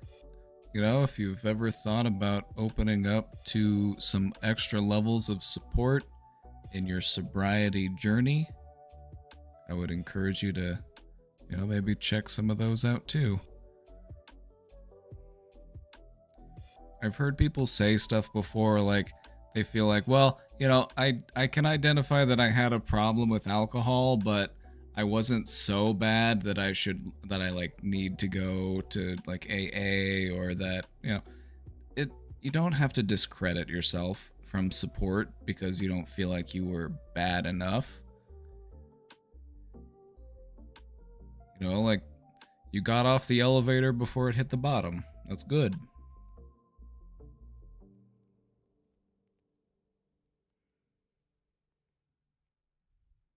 I'm involved with AA. Good to hear. Good to hear.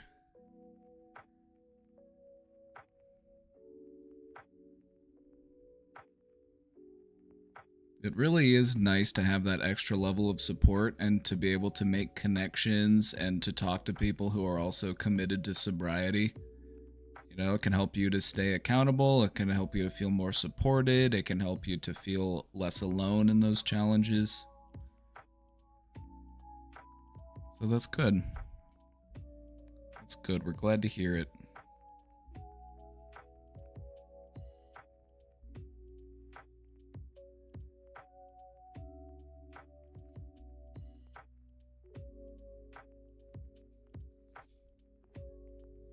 Definitely feeling like I'm not as bad as others with AA, but still just trying to go and stuff. If anything, you can look at it as, I'm glad that I did something before it got to that point. Because I feel like everybody that you'll meet in recovery, they were at a point where you were before they got to where they are. You know, so it might have taken them longer to reach out and to ask for help, but that doesn't mean that the struggle that you're facing isn't at its core the same struggle. It's all about that struggle against alcohol. You have that in common.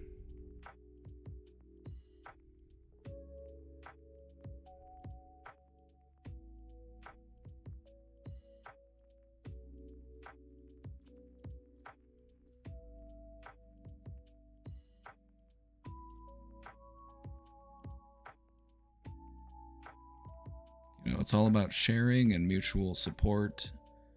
It's not about who had it worst. It's natural to do that, though. You know, it's almost like an imposter syndrome kind of thing.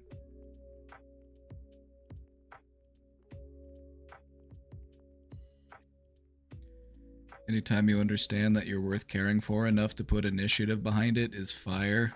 Oh yeah. Don't you love it? Isn't it just such a game changer when you are reminded that you are deserving of your own love and affection and care? Like, isn't that just the best?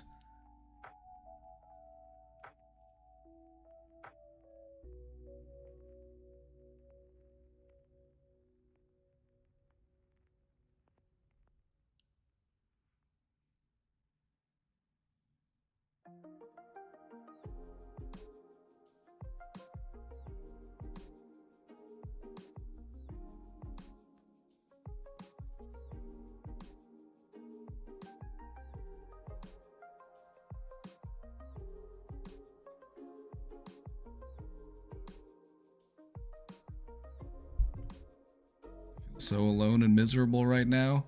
Do you want to talk about it? What's on your mind?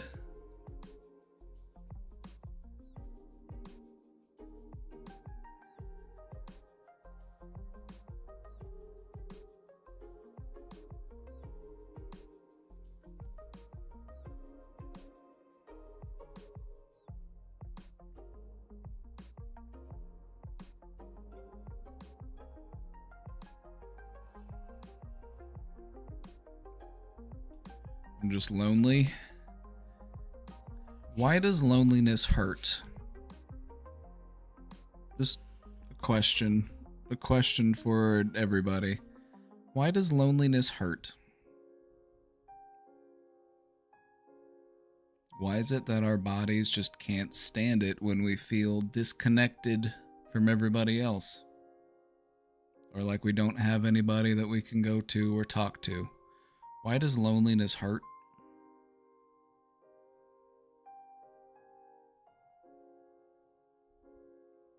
Because we're made to love each other? It's true. The reason why loneliness hurts is because that is your body trying to communicate with you to do something about that loneliness. Your body communicates with you using pain to try to get you to do things. So what is that pain trying to get you to do? What solutions do we have to that loneliness?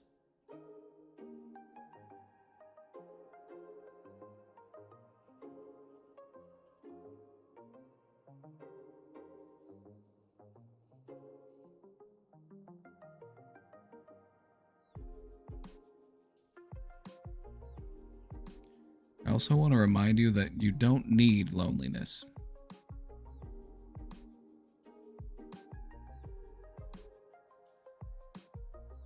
You don't need loneliness, and I say that because we often use loneliness as a motivator to do things. I felt lonely, so I went out and I hung out with my friends. I felt lonely, so I went to the park and went for a walk and just got out to be around other people. We want to divert away from using loneliness as our motivator to take better care of ourselves.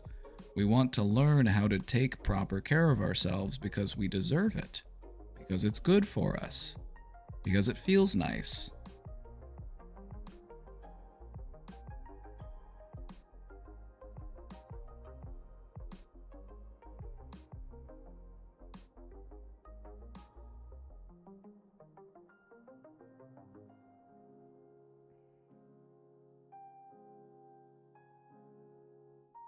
Contact with other people hurts too. Why?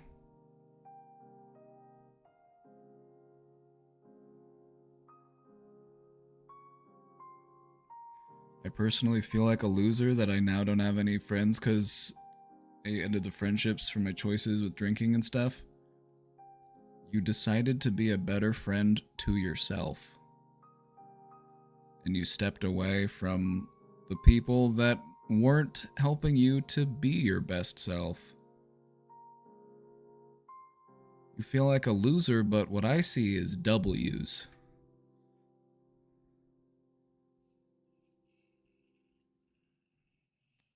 In the grand scheme of things, you will see that this was a necessary course of action to get you to where you're trying to go.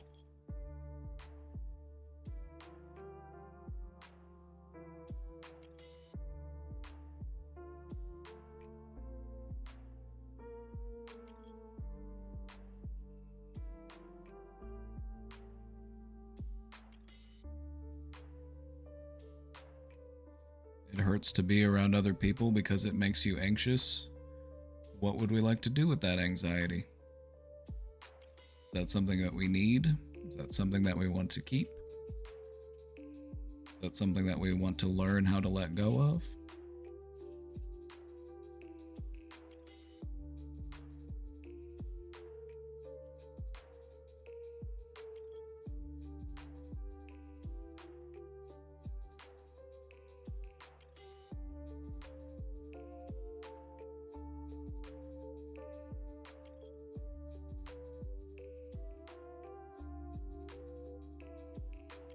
We want there to be a little bit of anxiety in our interactions because a little bit of anxiety can help to keep us doing what we need to do. A little bit of anxiety will make sure that we don't do anything rude or dismissive or, hurtful. Anxiety can keep us on alert to make sure that we do what we're supposed to do. But when we let anxiety run our life, we end up being afraid of everything, even the things that we need.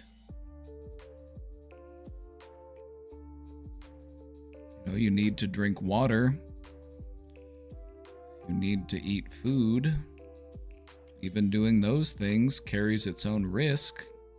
What if it goes down the wrong pipe? What if something gets stuck? We can't let anxiety run the show. Anxiety is meant to be a tool that we use to help us to make good decisions, to help protect us from danger. That's it.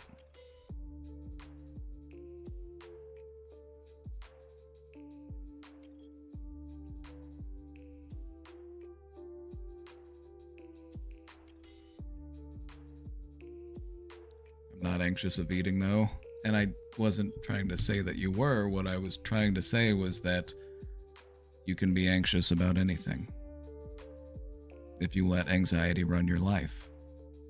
Because anxiety continues to ask the question, what bad thing could happen to me?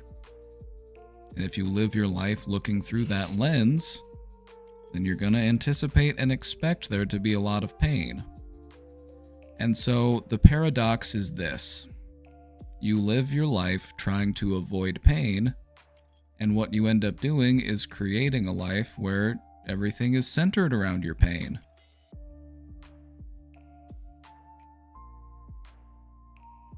Go out, meet people, make friends, endure the pain, push through the pain. It gets better on the other side. You're worth the work. Be brave.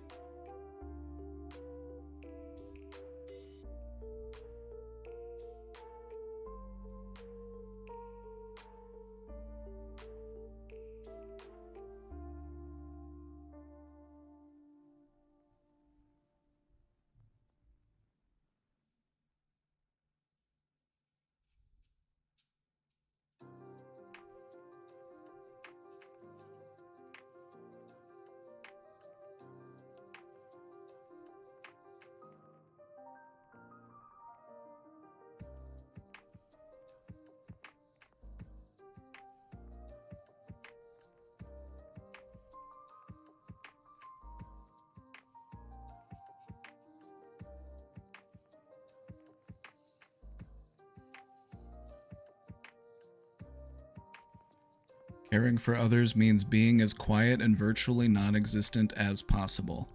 It's that same belief that you're carrying. You've rationalized this belief, and it's hurting you right now. So why do we cling to that belief?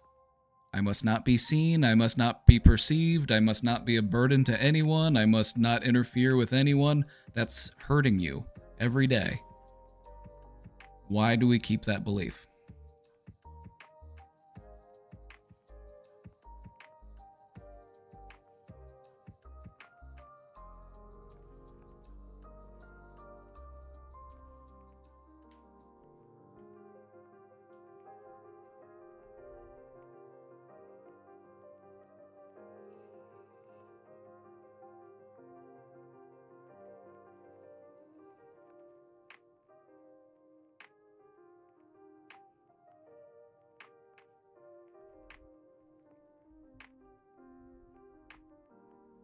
Because I'm a bad person?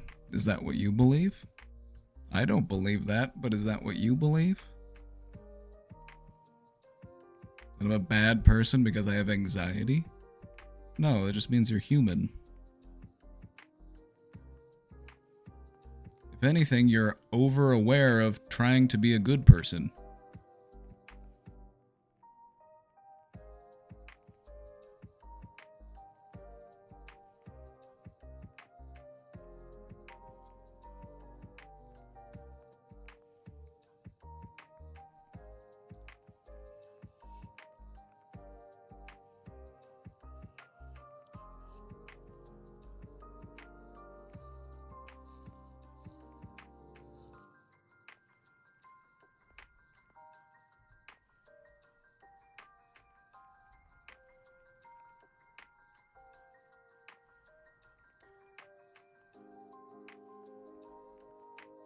You know, people have a habit of treating their family as if they are the authority on knowing who you are as a person.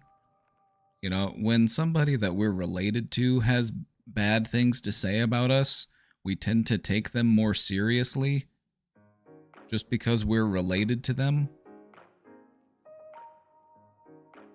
They don't actually know you as a person.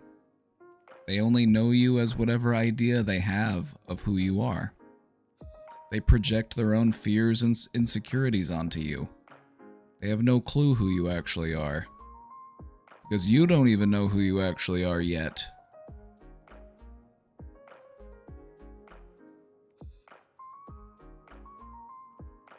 You can be anybody you want to be. If you want to be somebody that knows more joy and love and happiness, that's entirely possible.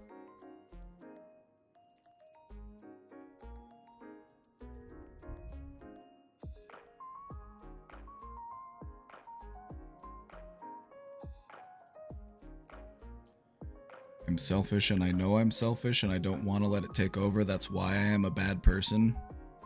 That makes absolutely no sense to me. I'm just being honest, that makes no sense to me. I recognize that I have a flaw, but I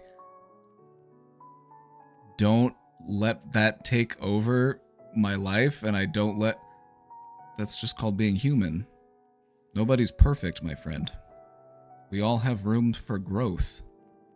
We all have areas for improvement.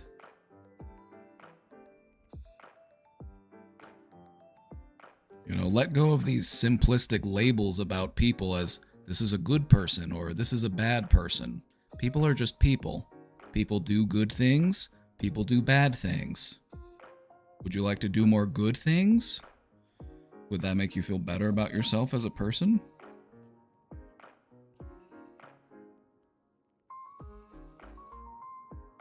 I've met plenty of people who do plenty of good things in an effort to try to convince themselves that they aren't secretly a bad person.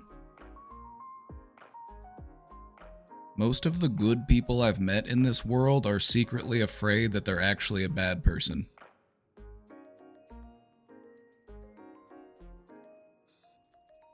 Actually bad people, though, they don't care that they're bad people. They like that they're bad people.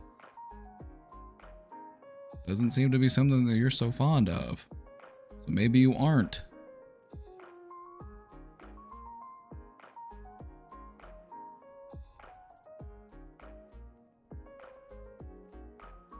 You think that a quote-unquote bad person would feel bad about being selfish? No, they would feel good about it. They would feel like, this is what I deserve. I deserve all of these things. I deserve to prioritize myself.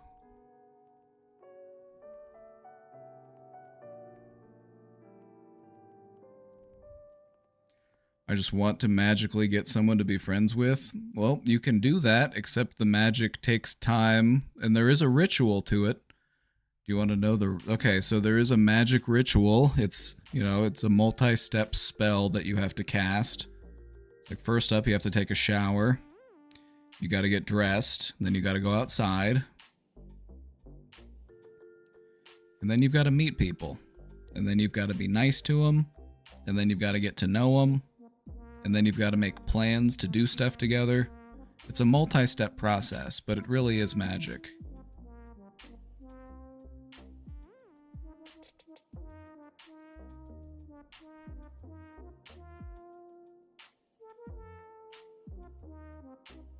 The meet people part is impossible. Until you do it, it will feel impossible. You got to go out there and prove yourself wrong. So long as you keep telling yourself that it is impossible, it will be impossible. You have to prove yourself wrong. Wouldn't it be nice to be wrong about that?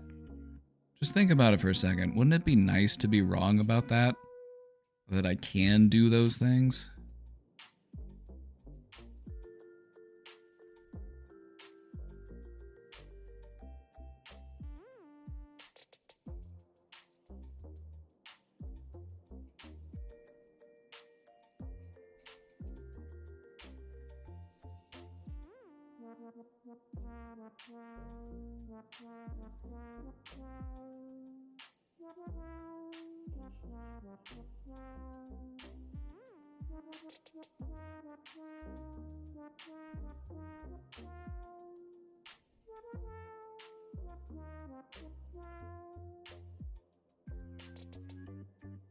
I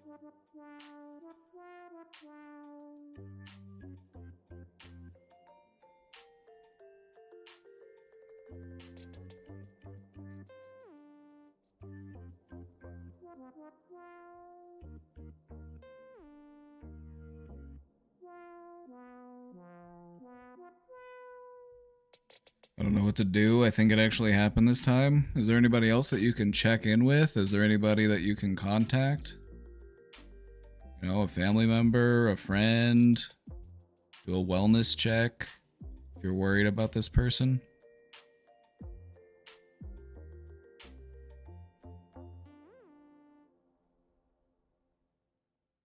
No, nobody? Nobody?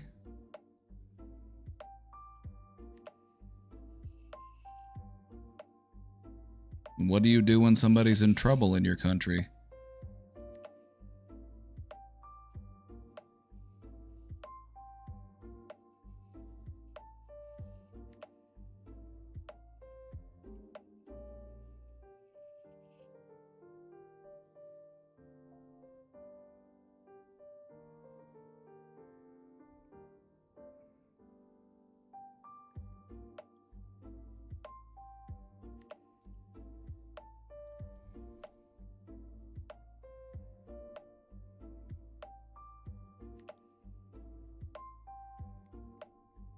See, look at that, you're making friends.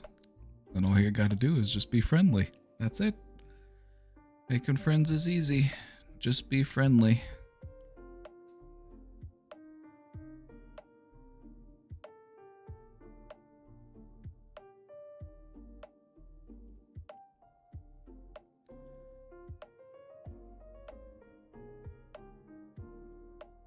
I'm not making friends. It's too late. It's already happening.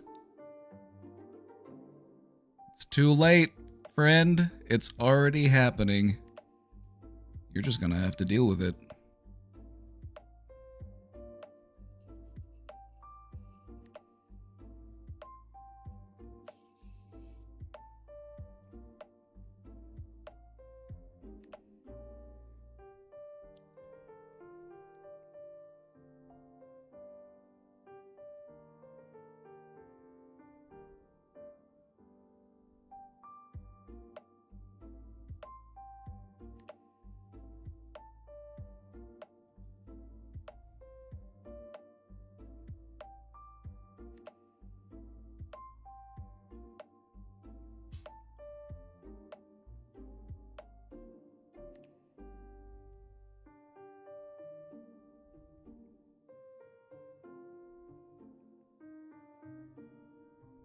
You can contact the police. Like, even if you're not exactly sure where they are, at least just, like, letting them know and, like, putting word out is better than, you know, it might be better than just handling it all on your own. You know?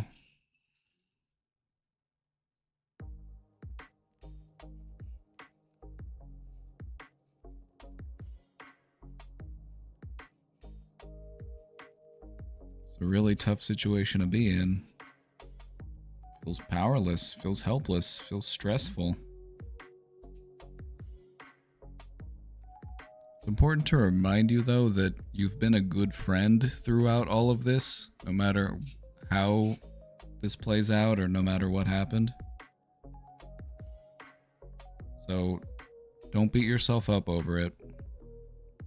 You know, you might find yourself doubting yourself, questioning yourself. What could I have done differently? Maybe if I had just said something else instead of what I did say. Maybe if I just said the right thing, this wouldn't have happened. Don't think that way. You were a good friend to this person. Don't forget it. Hopefully the worst hasn't happened. Hopefully this is just a scare.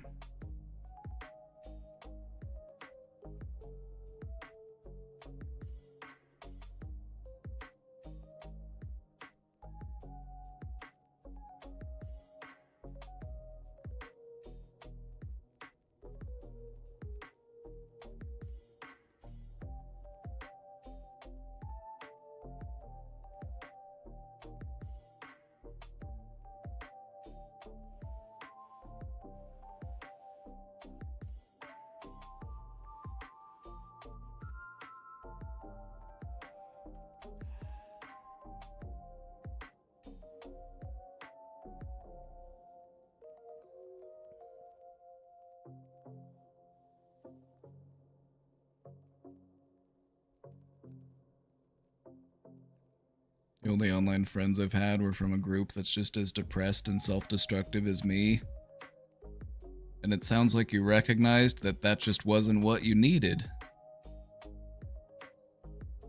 You know, this is something that people will go through when they're in a dark place. You know, sometimes people, you know, they turn to alcohol, for example, and then all of their friends that they hang out with drink alcohol, and that's just what their relationship revolves around.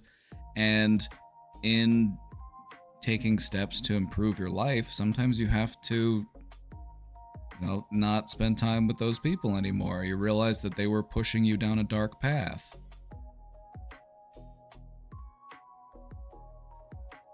You know, if you're depressed and you hang out with a bunch of other depressed people, it can help you to feel validated and understood in your depression, but I feel like it's more important to spend time talking to people who understand depression because they've been through depression and because they got better. That's who you really want to be talking to. Somebody that can help you to find that light at the end of the tunnel.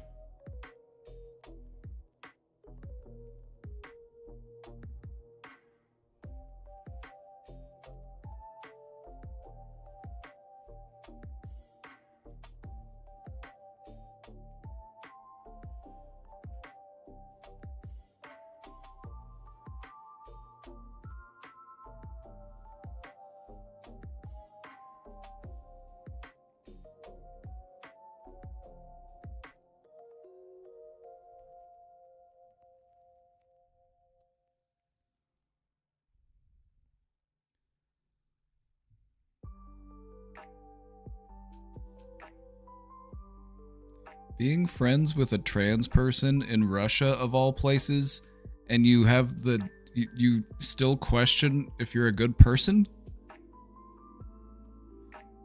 Like, come on, partner. Like, come on, partner, give yourself some credit.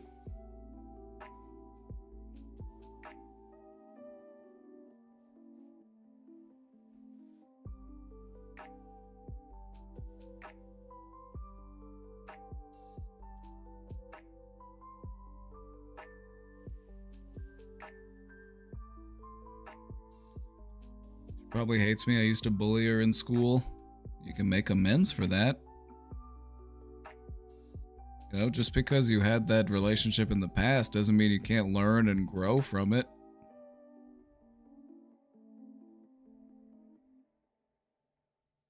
More like we bullied each other. That's cute.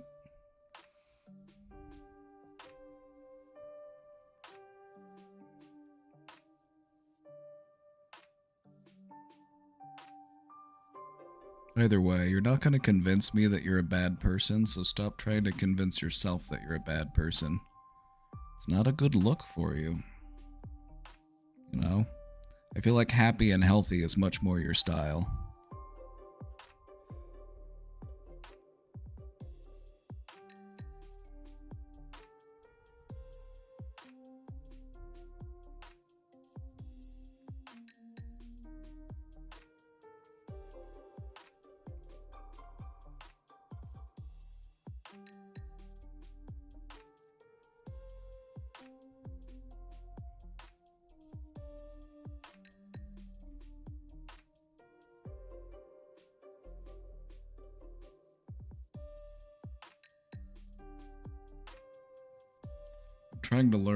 I'm trying to learn how to walk the path of unconditional happiness.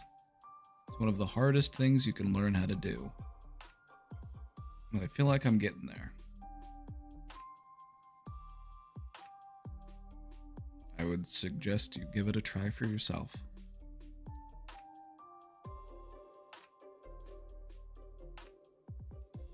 It's honestly sad that in some countries, family will just abandon a person like that. Yep, we do it here too. You know, as much as America likes to criticize Russia, we do a lot of the same stuff. We're much more alike than either country would admit.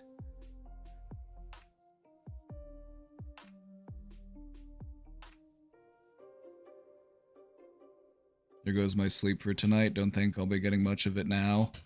Just try to focus on feeling relaxed and rested. You know, if you're not able to fall asleep, you know, maybe watch a comforting show, have a snack, you know, just your body deserves rest, even if you don't find sleep.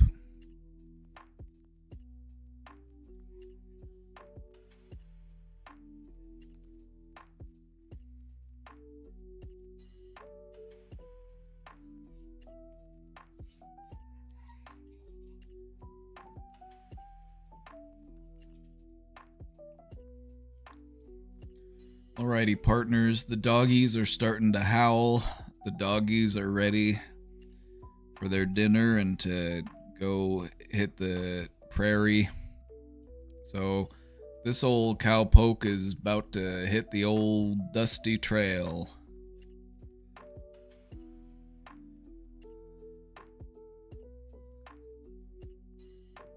And so with that, I tip my hat to you.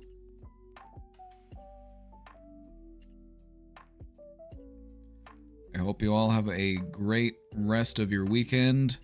I'll be back on Tuesday. I've got a wedding to go to tomorrow, so that's going to be fun. I got a new suit for the occasion. I'll make sure to show you a picture of me all dressed up. Thank you all for hanging out. Thank you all for being here. Thanks everybody who called in. We'll do more call-ins next week. I like doing call-ins now, so expect more call-ins in the future. This has been it for the surprise Saturday stream. I might try to stream more regularly on Saturdays just as a part of my schedule and then just take Sunday, Monday off. I might do that. I might just stream on Saturday more regularly now because I think I can make it work. Unless I have like something to do and then I'll take off, but we'll get back to that 5-day-a-week rotation. Alrighty, partners. Hope you all have a fantastic evening. Enjoy the rest of your weekend. I'll be at a wedding tomorrow, and that'll be a good time, so I'll make sure to share some pictures. Until then, cowpoke.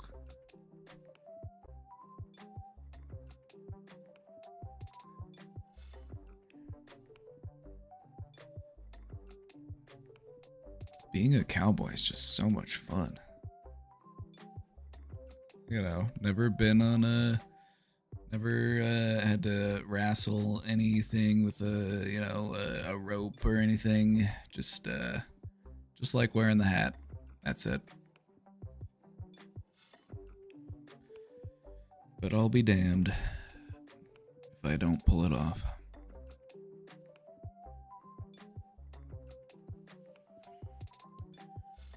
Alrighty, partners, let's see who's streaming.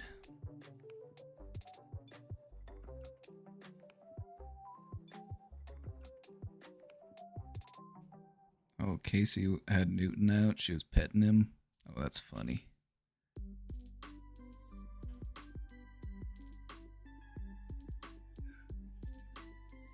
Alrighty, dogs, I'm coming. Alright, everybody, have a great night. I'll see y'all later. Bye-bye, everybody. Bye-bye. Hope you have a good night. Hope you have a good day. Atticus is barking because he is hungry. Oh my goodness, Atticus. You hear this dog? He's so dramatic. He's so dramatic. You hear him? Oh my goodness, Atticus. Alright, I'm coming, bud. Alright, everybody. I'll see y'all on Tuesday. I'll see y'all in the Discord, too. I need to post some more stuff about the book. We've been reading that book. By the way, if you're interested in the book, you know, it's not too late to get into it. Like we said, it's not a long book, so it's a very casual book club. You know, we don't have a schedule, but we might all meet up and do a voice chat sometime and talk about it a little bit, so that could be fun. Oh my goodness, Atticus. Okay, I'm coming. He heard me say his name, and now he's ready to go. Okay, Atticus. Okay, I'm coming.